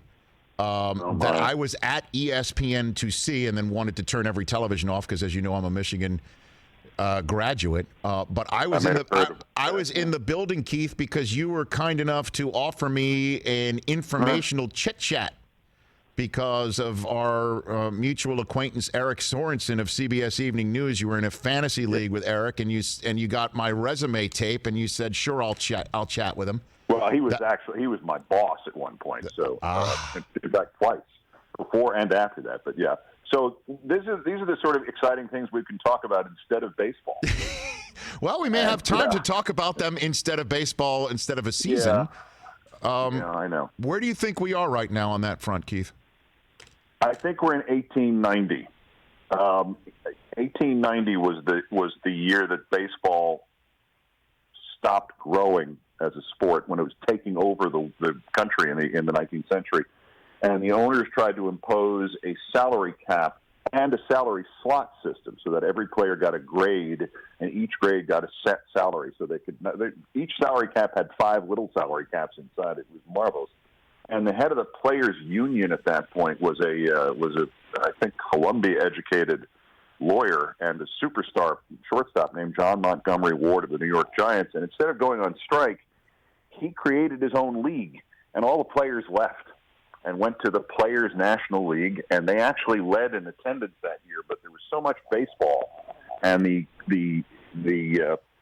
players needed some financial backing, so they had to get other guys involved in the process, and those guys panicked when they didn't make money, and they sold out. But the Players National League led in attendance. The National League and the American Association, which were the incumbent major leagues, nearly went out of business, and the World Series went to 8 games because there was a tie and the weather was bad and people were fed up with baseball to the degree that because it was going to be very cold and they'd only drawn a couple hundred fans for the games of the 7th game of the World Series, they abandoned the World Series the morning of the 8th game, called it off, and it remains a tie in the record book because people were just so it was a symbol of how frustrated people were with baseball. And I think we're back at something like that because I really think it's actually worse than we have been talking about because there's a chance that, I think it's an excellent chance, maybe probability, that the whole ruination of their business, the soiling of their own bed led by Rob Manfred, will have been for no reason. I mean, if you think about this, there's still an excellent chance the NBA, the NHL, baseball, NFL, college football, it's an excellent chance that none of the sports actually get to resume. Right. We're having growth in COVID in, I think, 19 states, including some very large ones. California is off the growth list, but it's still got a lot of cases. We've talked about some additional shutdowns here in New York because people have overdone it and just ignored all the rules. And there's a good chance nothing gets played. What will be remembered of baseball? If there's no sports this year, if it doesn't happen, what will be remembered of baseball will be the Astros scandal and how the owners tried to take financial advantage of a pandemic and fired their scouts and cut all the minor league players and did not, in a business in which the franchises are worth a combined $55 billion, could not spend the money on any of the people who ordinarily would work the games. And then this. So, genius move. I'm a proud Cornell graduate, as you are a proud Michigan graduate. You graduated? Yes, I did. I just had to check. Proud Michigan. Yeah, Proud 1990. Michigan graduate. I'm a proud Cornell graduate. Rob Manfred was a year behind me, and we're really proud of him in the Alumni Association today. The dulcet tones of Keith Olbermann here on the Rich Eisen Show. Okay, so why? Why? Keith, just the open-ended question of why would this be happening? Why? I think one thing you have to understand is whereas everybody else in the world but about 31 guys looks at this and says, you really have managed to find the worst thing you could do at the worst possible moment you could do it. The baseball owners and Rob Manfred think they are having a tremendous success right now. Because to begin with, in the best of times, with the best commissioners and the best owners, and the sort of necessary peril that makes a business sharp-edged and forward-thinking and kind of responsible. Under the best of circumstances, baseball's long-term planning is, let's see what day it's Tuesday today. Okay, let's do the long-term planning meeting so we can decide what we're doing on Friday. They've never done. They've never thought ahead. They don't see things the way everybody else does. But Manfred, and I didn't know him in school, but I attended classes in the college that he went to, the Industrial and Labor Relations School. And out of 100 students, there were like 10 like me who were in the ag school or art school or whatever, and went there to get the history classes about labor relations in this country. Fascinating stuff. I met a professor there who I knew up until they passed away a couple of years ago. And, good, solid studenting going on in that school. So there are about 10 of us, and there'd be about 88 people who were hoping to get involved in labor to some degree, either as a mediator or on labor's side. Mm-hmm. And then there were 2 guys in the back writing everything down to figure out how to screw employees and pay them less and pull their rights back one at a time over the course of a century. And Manfred has got to be saying, well, I know it looks a little bad, but think of the money we're going to be saving. We're not going to be wasting our money on a season people aren't going to watch, and maybe we won't get to go to. And think of the liability we will not have. No player or fan will sue us if they get COVID-19 at one of our games, and we won't have to abandon it. And we'll have to make good with we'll put out a story that we're not going to make any money on this. They think this is going well, and when they forced the strike in 1981 and when they forced the strike in 1994, they thought it was going well. And when they thought they were going to force the players to go out on strike just before the first anniversary of 9/11, they thought that was going well. There were owners who were kind of disappointed that they didn't force the players to be on strike on the first anniversary of 9/11 because there is a disconnect between humanity and baseball owners that exceeds anything else that I've encountered, and this includes all of my political experience. That's wow. There are a couple of people that you could have conversations with, and who have, if they didn't experience real life in their own lives, like George Steinbrenner never had a real life day in his life, but somehow he did have human empathy and understood that his business largely consisted of people liking it. It was an amorphous kind of, not defined by the dollar, like the sales are up in Chicago. Well, so what? I mean, these guys, the rest of them, for the most part, I was looking at an old article I wrote about Mark McGwire 20 years ago, and I really had forgotten that in the 90s, baseball had made a point of noting that they had gotten such a jump in ticket sales in the 90s. And it was like, well, you expanded twice. There are 4 more teams. You better have had more people at all the games. You had, 700 more games every year. And it turned out that the increase was, if you discounted that, was 500 people a game. And but that was their idea of sales. And it didn't matter that there was a reason for it that had nothing to do with people liking it more or liking it less. There was just more of it to sell. But there's no understanding of this as a national heirloom. And I think it's, it comes from the top. For all the other flaws that Bud Selig had, he was able periodically to remind people that it was a public relations effort that they were in more than anything else that sold the product. It wasn't, we provide content for people who happen to be at the stadium. No, that's not what you do. You help me, slant baseball as I can to get the Brewers back into the National League. But, these guys, they're led by a guy who believes that success in industry is taken away from employees and given to owners. That's where we wind up. And there's kind of a metaphor for lots of things going on in our society contained in this attitude. But there is no doubt in my mind that in the Major League Baseball headquarters, half a mile from where I sit right now, and in the various ownership yachts around the country, they think this is great. And they are convinced, as they have always been convinced, that the players will buckle. And the fans will forgive and forget. And, people protesting in every country, every city in the country for 3 weeks in a row and given new reason to do so every other week, and pandemic. Those things, they don't understand those things. They don't have any meaning. They do not fit into their linear projections and their slide rules. And they're led by somebody who does not particularly like baseball. His name is Rob Manfred, and unfortunately, he's the commissioner. Keith Olbermann here. You really believe that he does not like baseball? Like, when it all comes down to it, I understand that that we've all come across people who are leverage junkies. They have to seek it out. If they don't have it, if they have it, they must exact it. We've all come across that. But let me amend. I'll amend it to this. He does not like baseball as much as he likes defeating what he sees as the people who are opposed to baseball's money-making agenda. So then, I guess in the fact, I guess then, the fan. Yeah, I guess in the way you've mentioned mirroring society a lot here.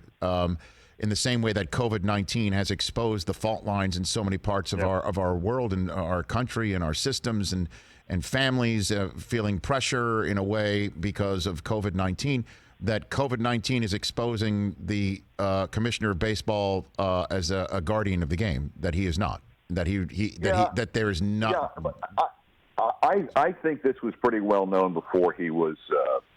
Before he was commissioner. I can't remember the circumstances for it, but I got from him an Eddie Haskell letter, and I don't mean to take Kenny's name in vain, who passed away, who portrayed Eddie Haskell. Yes. It was just a few weeks ago. But I got an Eddie Haskell-like letter from Rob Manfred some years ago about something that I reported at MSNBC about labor in baseball, and I don't remember. I mean, it was a 3 or 4 page letter, and it was really, it just started with we're all admirers of your work and your contributions to the game, and it just sort of spiraled through to, so we'll be expecting your correction, and please send us 3 videotape copies of it, or whatever it was. And it was just the damnedest thing I ever read, and a 12-year-old would see through it. And my entire experience with him was always of this. This was the proverbial can't see the forest or the trees kind of guy. Can only see the dollar. And there's nothing wrong with making money. I'm a capitalist, and I have been overpaid for years, for decades. Are you still dead money on the Al Gore cap, Keith? Well, I associate the name of Al Gore with several of the words you used there, but I would not. Yeah, Okay. I'm covered. I'm covered for this and several additional lifetimes. Okay. Thanks to the fact that Mr. Gore did not really understand his business partner. It was another one of these guys. Yes. It's just amazing. It's like you look at them, you will go through the entirety of life not really enjoying anything that has not been connected directly to money. Yes. It's amazing. But yeah, here we are. I mean, the nightmare is the bottom line of this is that there are people who think that this is right now is a good thing. And I mean, these are the descendants of the people who, when the arbitrator sort of illegally came to them in 1976 and said, "Hey, by the way, the whole reserve clause thing that you've built your millions on for the last 90 years since the 1890 debacle when you instituted this thing fully. By the way, I'm about to rule that that's illegal and all of your players will have the right to get services go to the highest bidder. So maybe you want to give me, I'll give you a week or two. Maybe you can cut a deal with them about this." And we're like, "No, you're fired. We're suing." And they lost. And as I said on SportsCenter the other day, this is why instead of paying Hank Aaron a record $240,000 a season, they're paying Mike Trout $430 million a year because they're genius businessmen, too, on top of everything else. But and the other thing is, there's no particular reason to believe that the title commissioner should apply in baseball, should be used in baseball, because it's just, owner's chairman. It should be chairman rather than commissioner. Because there used to be a connotation that there were some things that were done on the behalf of the fans or on behalf of the players or anybody else connected to the game, and that was several previous commissioners did that. Happy Chandler stood up for integration when a lot of the owners didn't want it. There are many others who have done obviously lesser things. This is not a commissioner, even in the sense that Adam Silver is a commissioner. And if you're Manfred is Gary Bettman also went to Cornell Law. I mean, Manfred literally is not even the best Cornell commissioner in sports. I want to point that out again. Keith, you are the best. Thank you. This one is as well, and it was enjoyable as I had hoped, and I knew it would be. And it's great to connect with you. Talk more. No, Keith, you're truly. This was all. It was all great. And right now, there's a photograph of us that our production staff's putting up instead of, I guess, the B-roll of 1890 baseball that we didn't have ready. Unfortunately, we're still efforting. This is. Oh, by the way, is that really 4 years ago today that we met in that office in Santa Monica? Wow, I didn't know that. Happy anniversary, Keith. Is it where? What? No, when you and I met and you were taking a meeting, I was taking a meeting in the same spot. We met in the lobby in Santa Monica. Yeah, yes, how about that? Yes, Look at that. Yes. 4 years I hope ago. yours went better than mine. I think that that might have been the Netflix one. That's that where I went in. Yeah. I'm still sitting where I am, and you're still sitting where you are. So it's all good. I went to the Netflix people. You must hear this. You must devote a minute to this. I went to the Netflix people and said, "How would you like to do news commentaries? And we could try to build them out, and then you could have news flicks in addition to Netflix."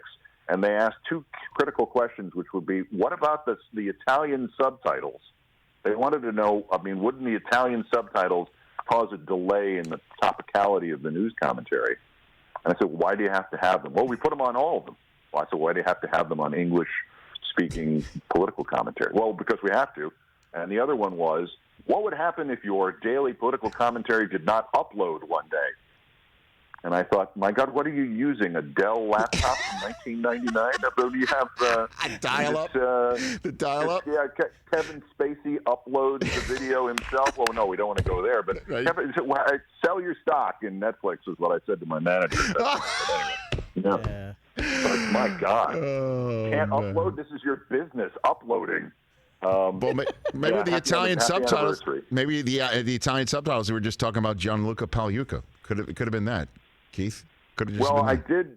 Yeah, we also talked about the freedom to use language like that, which people don't know is a substitute for a popular compound Anglo-Saxon expletive that has been modified to. So people like to joke about it by saying, "We asked about your mother." So yeah, there you go. Take care, KO. Bye. Happy 26th as well. Same to you. That's coming up. There you go. All Thank right. you. Take care, Rich. KO. You got it. It's Keith Olbermann. At Keith Olbermann. The one and only. Wow. We could do an hour of that. And then there's another original, Bill Burr. This is going to be fantastic. It's next right here on NBCSN. Keith. All right, so we're going to be late to Bill for a second, but because Keith Olbermann went as well as that could possibly be. I asked you in your ear, I was like, do we think Keith can sum up Long Gone Summer in 60 seconds? And you just shook your head. Not even the best Cornell commissioner. I think he's being facetious. I told you he was going to ether the commissioner. Wow. When he started off by going straight to 1890, I how told it's you basically my the story same. of doing a sports center with him. I'll just quickly repeat it for those who may be new here. I'm doing a sports center with Keith. Keith was always on time, always at the meeting. This time he wasn't. He had a doctor's appointment. He showed up late for the show, which was rare. So we had to do an ideas meeting without Keith Olbermann, which is basically, let's do the meeting despite the coordinating producer and despite the line producer and despite all the other associate producers. You're holding a meeting without your executive editor, essentially. Yeah. And the idea was to come up with what was called a home-cooked piece. What that meant was, let's come up with an idea. The production staff will go write it, and they'll go edit it. Or you write it as the on-air anchor, and then they edit it and put it together. And the home-cooked piece was in advance of a Game 7 of a Stanley Cup final. What are the greatest goalie performances in the history of Stanley Cup finals Game 7s? And we just, somebody threw out Billy Smith, somebody threw out Patrick Waugh, another one threw out Brodeur, and then we were out of options. We were out. And, you need at least 2 or 3 more for a home-cooked piece to last 2.5, 3 minutes. Sure. So Bill Fairweather, who sounded like somebody that Bill Burr would know very well, straight out of Good Will Hunting, is like, let's wait till KO comes in here. And he thick Boston accent. Billy Fairweather. Let's wait till KO walks in. So sure enough, Keith walks in a Letterman jacket, in a pipe, and all sorts of books underneath his arm. And Fairweather's like, hey, KO. And he told him what the piece was. Do you have any ideas? And he said something along the lines of 1936 Stanley Cup Finals. Rangers versus somebody. Game 5. Goalie takes a puck off his face. It was before they were required to wear masks. Coach comes off the bench, finishes the Game 5, shutout Game 6, shutout Game 7. I've got a photograph of the coach. Put it over my shoulder. I'll write the piece. And kept walking. And I thought to myself, holy crap. I've got a long way to go before I get to that level. Like the Terminator. Yeah. He sits down with one hand and types with one hand and uses his other hand to do the space bar. I've never seen anything like it before. It's like an alien. In a good way. In case KO's out there watching at home right now. Holy crap. So good. The great Bill Burr when we come back.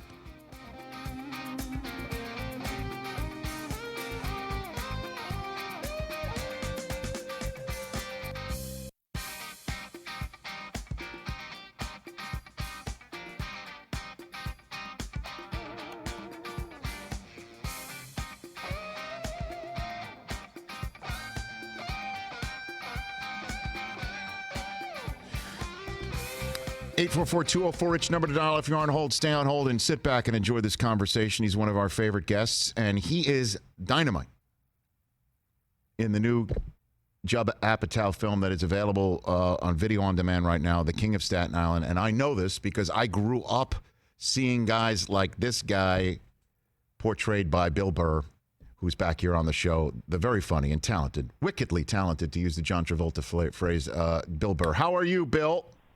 Hey, what's going on? Dude, you are phenomenal in this movie, Bill. You're phenomenal. Well, you're phenomenal for actually talking hockey on your show. I was loving listening to the greatest goalies. I would have thrown in Grant Fuhr, Mike Vernon in 1989, taking Calgary all the way. Hey, man. Beating Montreal in the finals. Dominic Hasek. Remember Dominic? Remember him? Dominic Hasek, yeah. They got screwed in 99. They was in the crease. They called it all year. Look and at you. All of a sudden, the biggest goal of the year, they don't call it. But hockey does that. Last year, my beloved Bruins got a taste of their own medicine. They actually lost in the finals by a team playing Bruins hockey, but the NHL had penalized that out of the game. So we showed up with an Olympic hockey team, like a finesse team, and they started taking liberties, and we had no answers, and they weren't calling it, and they ran our goalie for like 4 out of the 7 games.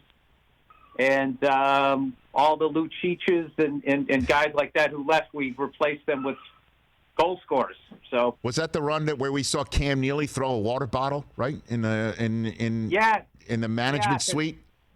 Cam was it didn't pissed. make any sense. So what hockey does never makes any sense. It's like they go, okay, we're going in this direction. So we go, okay, because they penalized every team for playing the way the Bruins always play. Because the way the Blues played last year, I love that style of hockey, that they just got rid of it because they're trying to, I don't know, be more mainstream. I don't know what. So everybody kind of showed up with a finesse team, and then they showed up playing like, mid-'90s hockey and just punched everybody in the mouth.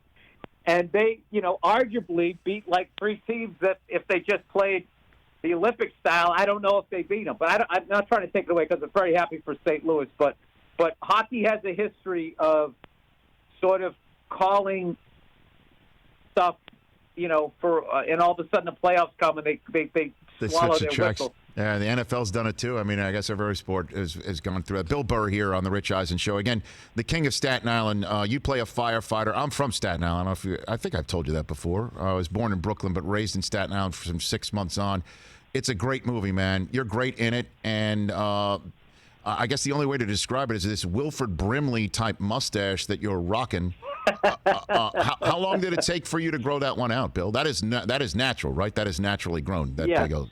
Yes. Okay. How long? Well, I already had a beard, but I keep it pretty close. I go Don Johnson. I keep it close. I try to keep it sexy for the ladies. And then in the beginning of April, they were like, all right, what are we going to do? You're going to grow your hair out on top? And I was like, I don't know if I want to do that. I kind of think it's cool. Bald firefighter kind of look cool. So he said, all right, just let your beard go. And I said, all right, cool. So I just let it go. So it was maybe just short of 2 months. Damn. And, I had this clean-shaven head with this scraggly beard. I looked like I was a hipster. I was going to say artisan something, ice cream or something. And then they just started trimming it. It was really the hair and makeup people that did it. The hair people, I guess you would say. They just sort of, all right.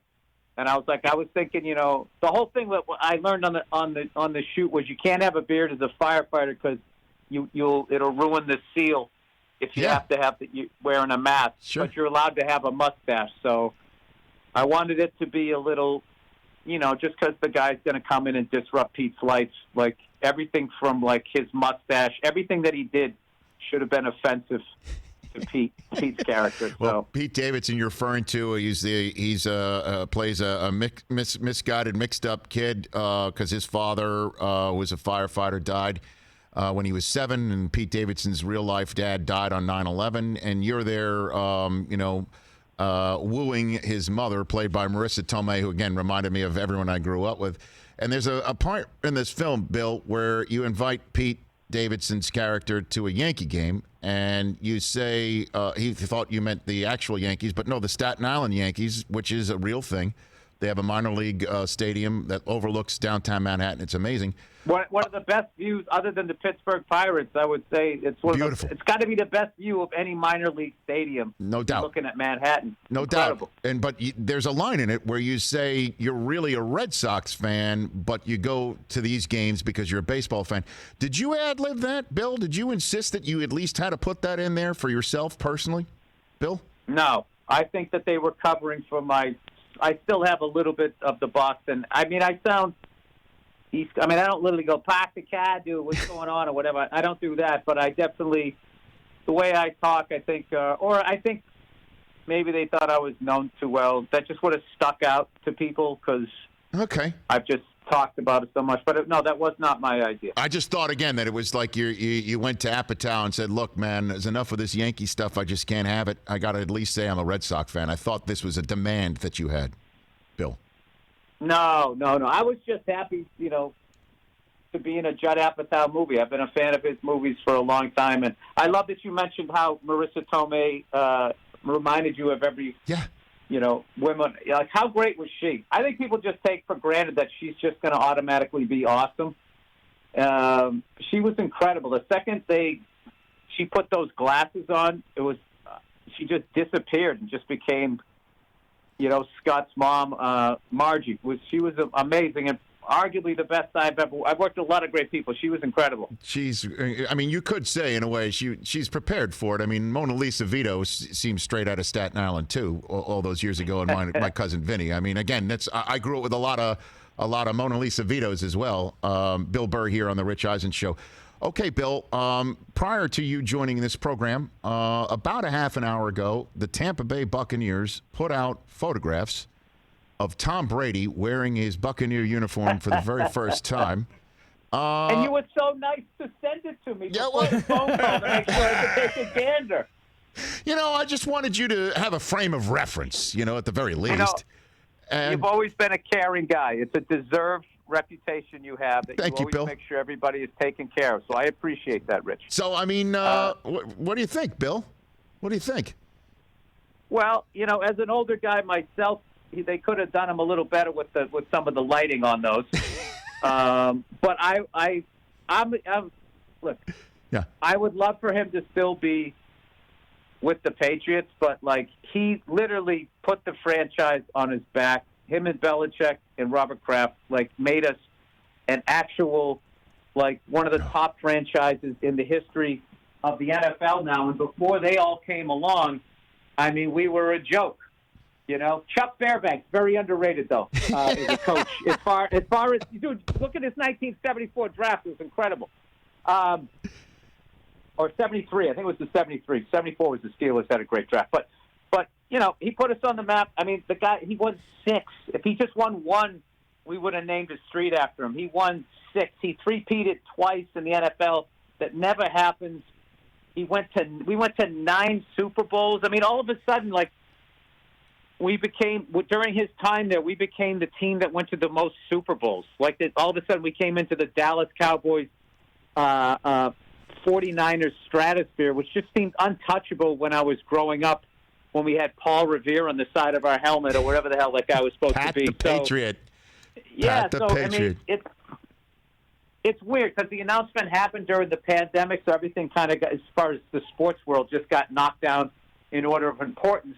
But now that they're showing that, as much as, I'm bummed out that he's not with us anymore, there's 2 things that make me happy. One, football's coming back. That makes me psyched. And then 2, there's a lot of great quarterbacks throughout history finished on another team and never won a championship.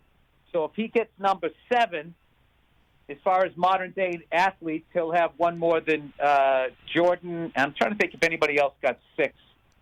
No. Maybe wasn't there a basketball player that kind of jumped around, had a few? It could be Robert Horry. No, Robert Horry. Horry. I think Robert Horry. Yeah. Could be. 5 or 6, right? Could be. So.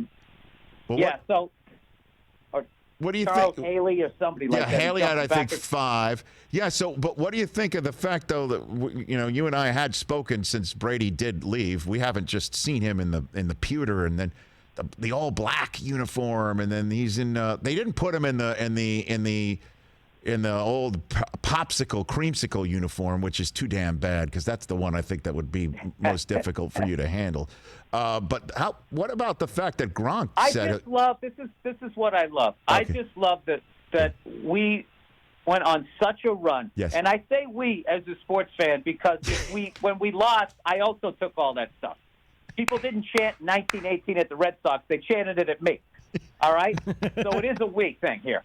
Understood, Bill. I love that you guys are so excited that something bad finally happened, that this is all you have to grasp onto, is that at the end of his career, okay, that he's on like another team. Like, that's the best you have. After all these years of Jim Irsay, okay, in the Indianapolis Colts, that bitch-ass organization that could never take a loss,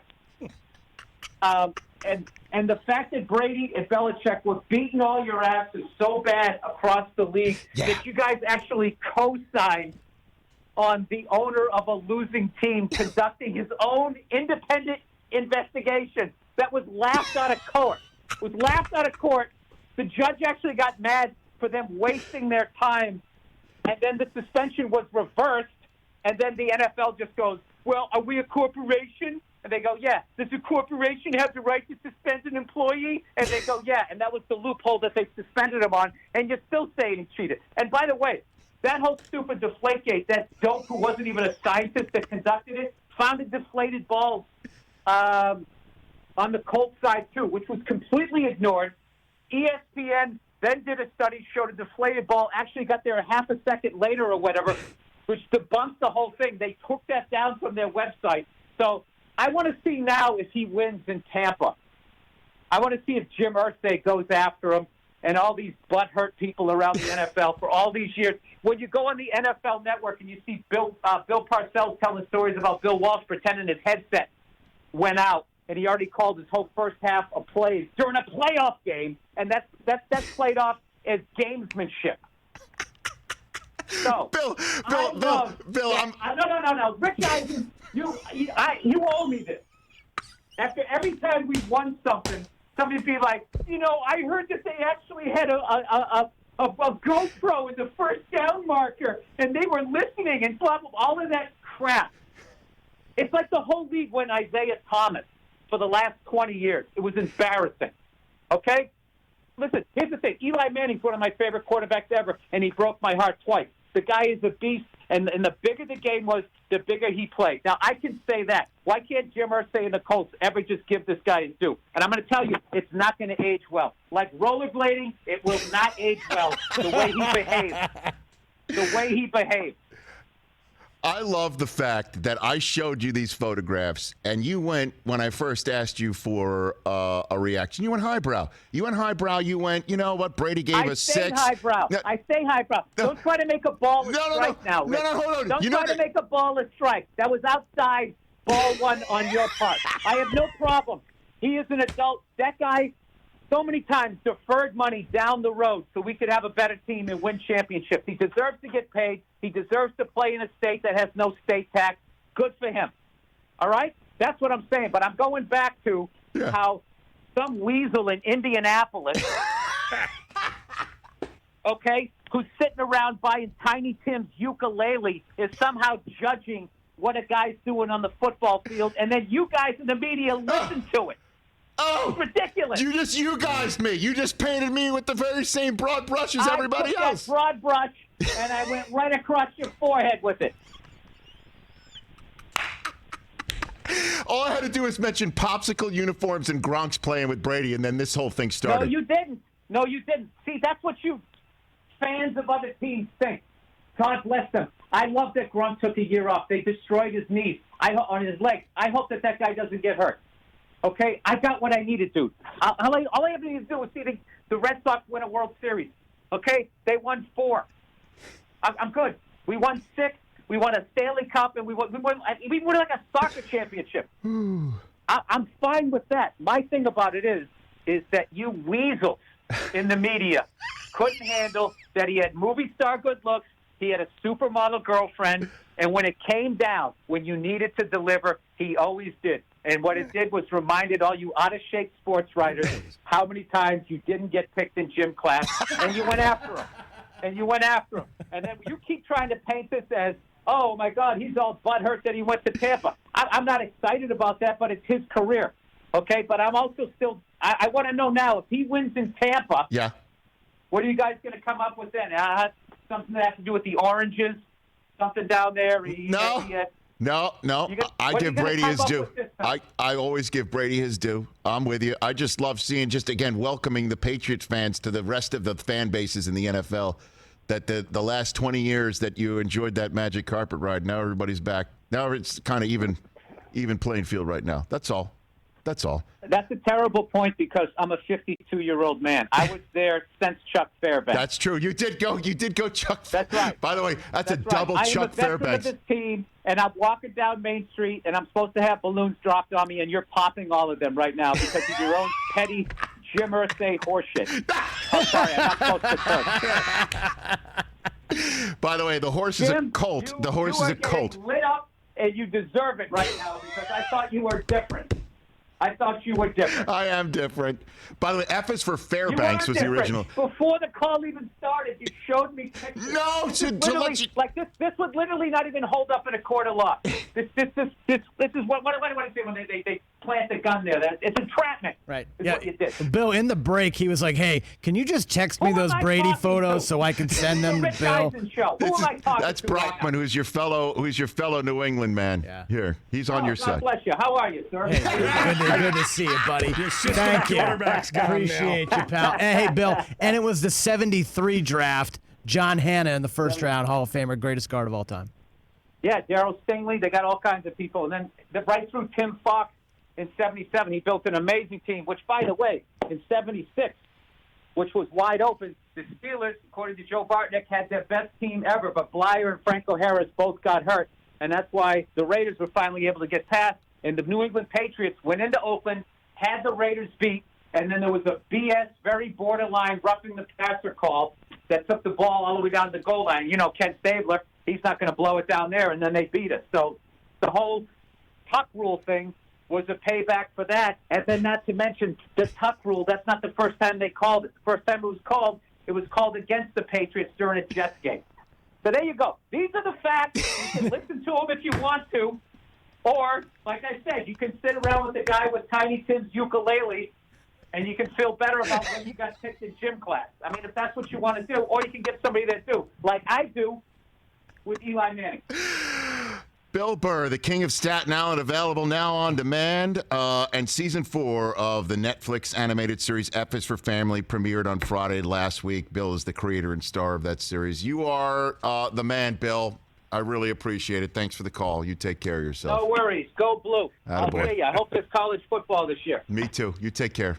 That's All Bill right, Burr. thank you, guys. You got it. At Bill Burr on Twitter. At Wilford Burr on Instagram.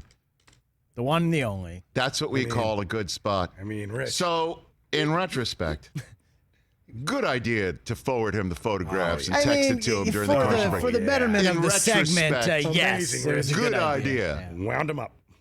Your intention. And he initially goes, you know what? Hey, he had 6 championships for us. I'm not gonna stand in his way and whatever. And yeah. And then I mentioned the popsicle uniforms and Gronk playing, and then it was on like the proverbial Donkey Kong. All right, everybody was on hold. I said enjoy the conversation. We'll get your phone calls when we come back.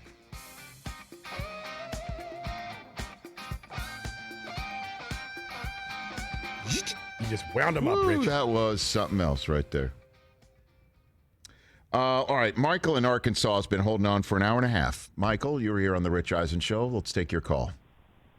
Rich, how you doing? Chris, how you doing? Mike, everybody out there. What it do, baby? What's happening, Mike? This is for you, Chris. You're not going to a Super Bowl for the next 10 years, bro. I'll take that bet. You want to take that bet? Yeah.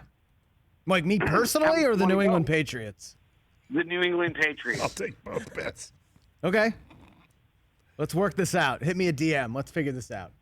You got it. I'll hit you at the end. We'll figure it out. I'll take that bet. Stidham's going to wind up going Patriots to the playoffs. versus the field for a decade. I am not going against the Patriots. Belichick's gone. Guess who's still going to be the head coach for the next decade? Hold on a second. Patriots versus the rest of the American Football Conference field for the next decade.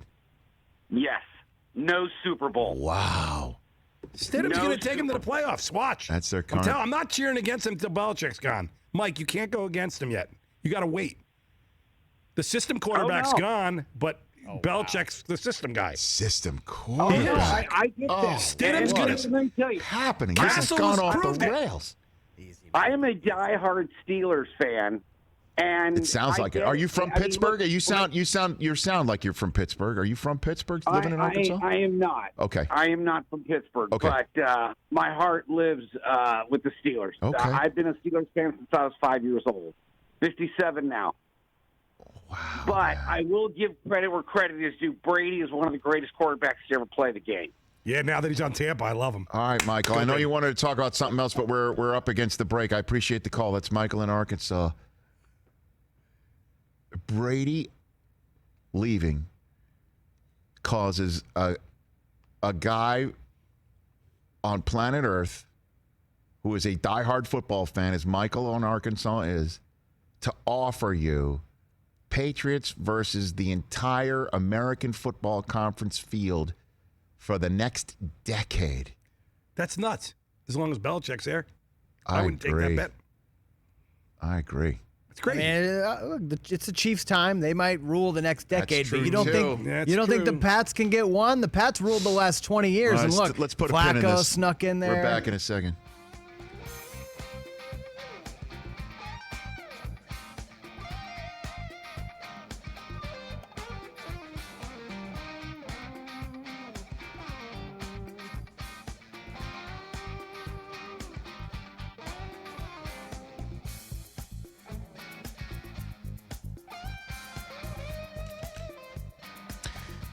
Podcast One is home of our podcast. Listen to us on demand all 3 hours. And so if you listen to the podcast, you get everything from our NBCSN show. And then in the commercial breaks for NBCSN, like the one we just took, we're on the air on our YouTube stream, youtube.com/Rich Eisen Show. And we're live all 3 hours, including the commercial breaks on Sirius XM Channel 211 to recap for the NBCSN audience during our commercial break.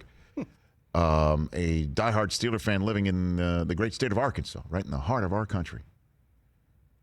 Michael in Arkansas called in and offered Chris Brockman after that brilliant Bill Burr rant. That was fantastic. God, is he a funny guy. It really was. Very, very, very good. So, offered you. Patriots will not make the Super Bowl. So Patriots versus entire AFC field. Patriots versus the American Football Conference field. He offered that to you for the next decade. Baby. That's not. That the Patriots will not make it back to the Super Bowl until the 2030s. Now, if Belichick's gone in like 5 years. What, even half of that? Even 3. And what happens when they sign Cam Newton in 2 months? What happens then? That's what I mean. You have Belichick. Don't get me going. Don't get me ramped up about that. I'm just winding up all of my New Englanders. I'm just winding you all up. Till Bill Belichick is not in Foxborough, that team's still got a chance. End of story. End of story. What if we get Trevor Lawrence? Exactly. I mean, Stop that. That's what I'm saying. Oh, baby. By the way, he's right. He's right, though. By the way, what do you mean he's not right? There's no way. But if they get any, Justin Fields. I mean, come on. No.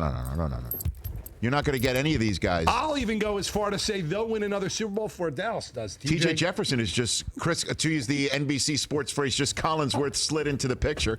Stay right there. Don't go anywhere. You're fine right there. Okay. Saying, what do you got? Over the next 10 years, they've also got to deal with one Patrick Mahomes. So now that's an interesting point, because what if Mahomes is the next? What if Lamar and Mahomes and Watson are going to be like the, what would you say, Big Ben, Peyton, Brady, Troika? Yeah. Right. I mean, even Flacco snuck in. Flacco snuck in once. And got one. What if that happens for 10 years? Look, the Pats didn't win every year. They only won 30% of the time in the last 20 years. By the way, which is amazing. Which is still the greatest ever. So, look, hey, Stid just needs to get one. Hang on. This way. Cowboys are the field for the next 10 years. Look, do you offer that, Chris, to him? To TJ in response? Now, before you answer, you know how I am and how I'm very realistic. You're a realistic Cowboys fan, unlike most. Cowboys are the field in the NFC for the next 10 years. I would rather take the Patriots versus the field. Which is nuts. Which is nuts. That's how difference-making Belichick is. Yeah. You got Belichick. Yeah. You know, hey, I would take the Cowboys roster right now over New England's right now. And I know the Patriots still on their roster have the reigning defensive player of the year, by the way. I'd still take the Cowboys roster over the Patriots, but still take the Patriots instead of the Cowboys in that deal. I'm with you, Rich. Because there's one Nantucket dog owner. Yes. that I cannot discount. That was great. I mean, that was drafting on a table in his Nantucket house. Jerry Jones doesn't own any dogs in Nantucket. What are you talking about? There he is. There's Nike the dog right there. He Look did at a that. draft with 2 computers and a dog. Yes, 2 computers and a he'll dog. win another One Super dog Bowl. goes that way. One computer goes this way. Hold on a second. One computer goes this way. One computer goes that way. Hold on. No, wait. One laptop goes this way. One laptop goes that way. And this dog's like, what do you want from me? I want that. I want a painting of that picture, Rich. I want that too. Let's take the phone call of Mark in Fort Worth, Texas. What's up, Mark? You're on. Hello, Rich. What's up, Mark? Hey, Rich. Third or fourth time caller. It's been a few years. I'm Welcome glad back. NBCSN picked you up. Me too. I'd love you fighting the good fight with your passion and, dare I say, your fervor. Thank you, sir. Molly Hush, that's the Doberman. Okay. Can I make a couple of quick movie things? Yes. First things first. What I is the gotta name of your call Bull Doberman? Durham. What is the name of your Doberman? Miley. Miley the Doberman. Okay. Yes. Is that after Cyrus? Well, yeah, probably. Who names their Doberman after Miley Cyrus? Mark? That's hysterical, Mark. All right. What's your 2 movies thing? Well, real quick, Bull Durham, because who wouldn't follow Susan Sarandon around? Okay. Okay, and Hackman was worried about Hoosiers messing up his career, but he went ahead and did Replacements with Keanu. Oh, that probably paid for a lot more than the than Hoosiers. That was one of those money I'm grabs. sure that's what it was. That's what it was. Oh my gosh. So something serious. So Zeke evidently has corona. Yes. And even I know some hardcore Cowboy fans who still think this is all a hoax. So I don't know about that. On all that and going into hopefully we have a season. Hopefully, and thanks for the call. Hopefully we have a season, of course. And we, again, you already. I read coming in today, and this was multiple news outlets about a new steroid that's being used in the United Kingdom that is being helpful. To treat patients, the most sick patients of COVID-19. We're hoping that things can change sooner rather than later, and we'll see again. If Zeke Elliott has it, and his agent Rocky Arsenault says he's feeling well, and he gets through it, then can you remove him amongst a team of 52 other players and 20 other coaches in that tier 1 level of people that are allowed into a spot in a locker room? If you remove one of those 70 or maybe 90 people and contact trace and test everybody as much as you can you continue to have a playing season? It seems like you can. And by the way, I think Millie the Doberman would love to meet Taylor Swift, the pit bull. I don't know. I don't know what that. Wow, gosh. Yeah, you don't want the Swifties. I know. Hey, Mike's already run afoul. I'm coming around. Who's been waiting the longest? Seth in Florida. Let's take your call here to help wrap up our show. What's up, Seth? Oh, hey, Rich. Good afternoon. Wow, some great calls. Really hard to follow Bill Burr. So that was great, man. I'm sure I appreciate you holding on and listening. What's on your mind? No problem. I just wanted to call because earlier last hour you were having a bit of a tough time. You seemed a little fired up, and we were just worried about you in the 454 over here. No, you know what? I know that people think I could blow a gasket sometimes, but I can still moderate. I can still maintain. I'm feeling good right now, though. But I was overly caffeinated and pissed off. Baseball is shooting itself in the foot. I think Keith Olbermann said it perfectly. So did Jeff Passan in our second hour. If anybody missed either of those, go to our YouTube stream. But I'm fine, Seth. Oh, that's good to hear. Yeah, I think Bill Burr was the best cure for you today. It was. I got a good laugh. And thanks for holding on, Seth. I appreciate it. Thanks for saying that. Sure. You got it. Seth in Florida. Were people genuinely concerned for my well-being? There was speculation that something might burst inside of you. Well, the thing that set me off again was Jeff Passan saying he spoke to somebody who's on the inside who believes that there will be a season, and there will be a season based on a negotiated settlement, which is great, but it's going to be about 10 days. And I thought that's negotiating people who are involved in negotiations BS. And by BS, I mean they may be accurate in that assessment. It's just, but this is not your normal negotiation. There's a pandemic. You've got to be the first on the field because you could have been. You can't cede the stage, and you need to get it done. Your reputation is in tatters. Your entire league is being associated with a dumpster fire. You can't do this in 10 days. You can't say, well, the reason why it's 10 days is it takes 2 days to sit on this. In 2 days, we'll get back to you in 48 hours. No. You could do it in a day. Do it in a day. It can be done in a day. How many people out there listening to me and watching me right now are on like 9 Zoom calls, right? Still too far. 10 Zoom right calls. now. I'm Zooming this. I'm Zooming that. Doug the Pug. I mean, people working from home right now trying to make ends meet. Come on. You think baseball could figure out what a password is for the Zoom? You know what the password is? Don't F it up. I think it will fit. DONTFIT up. And people are like, don't fit up? What's that password? No. Space it out. Thanks to Justin Leonard, Jeff Passan, Keith Olbermann. That was great to catch up with KO, and Bill Burr. Tomorrow's show is on YouTube only because NBCSN has got they're kicking us off the NBCSN pitch. The Premier League returns. We'll see you on NBCSN Thursday.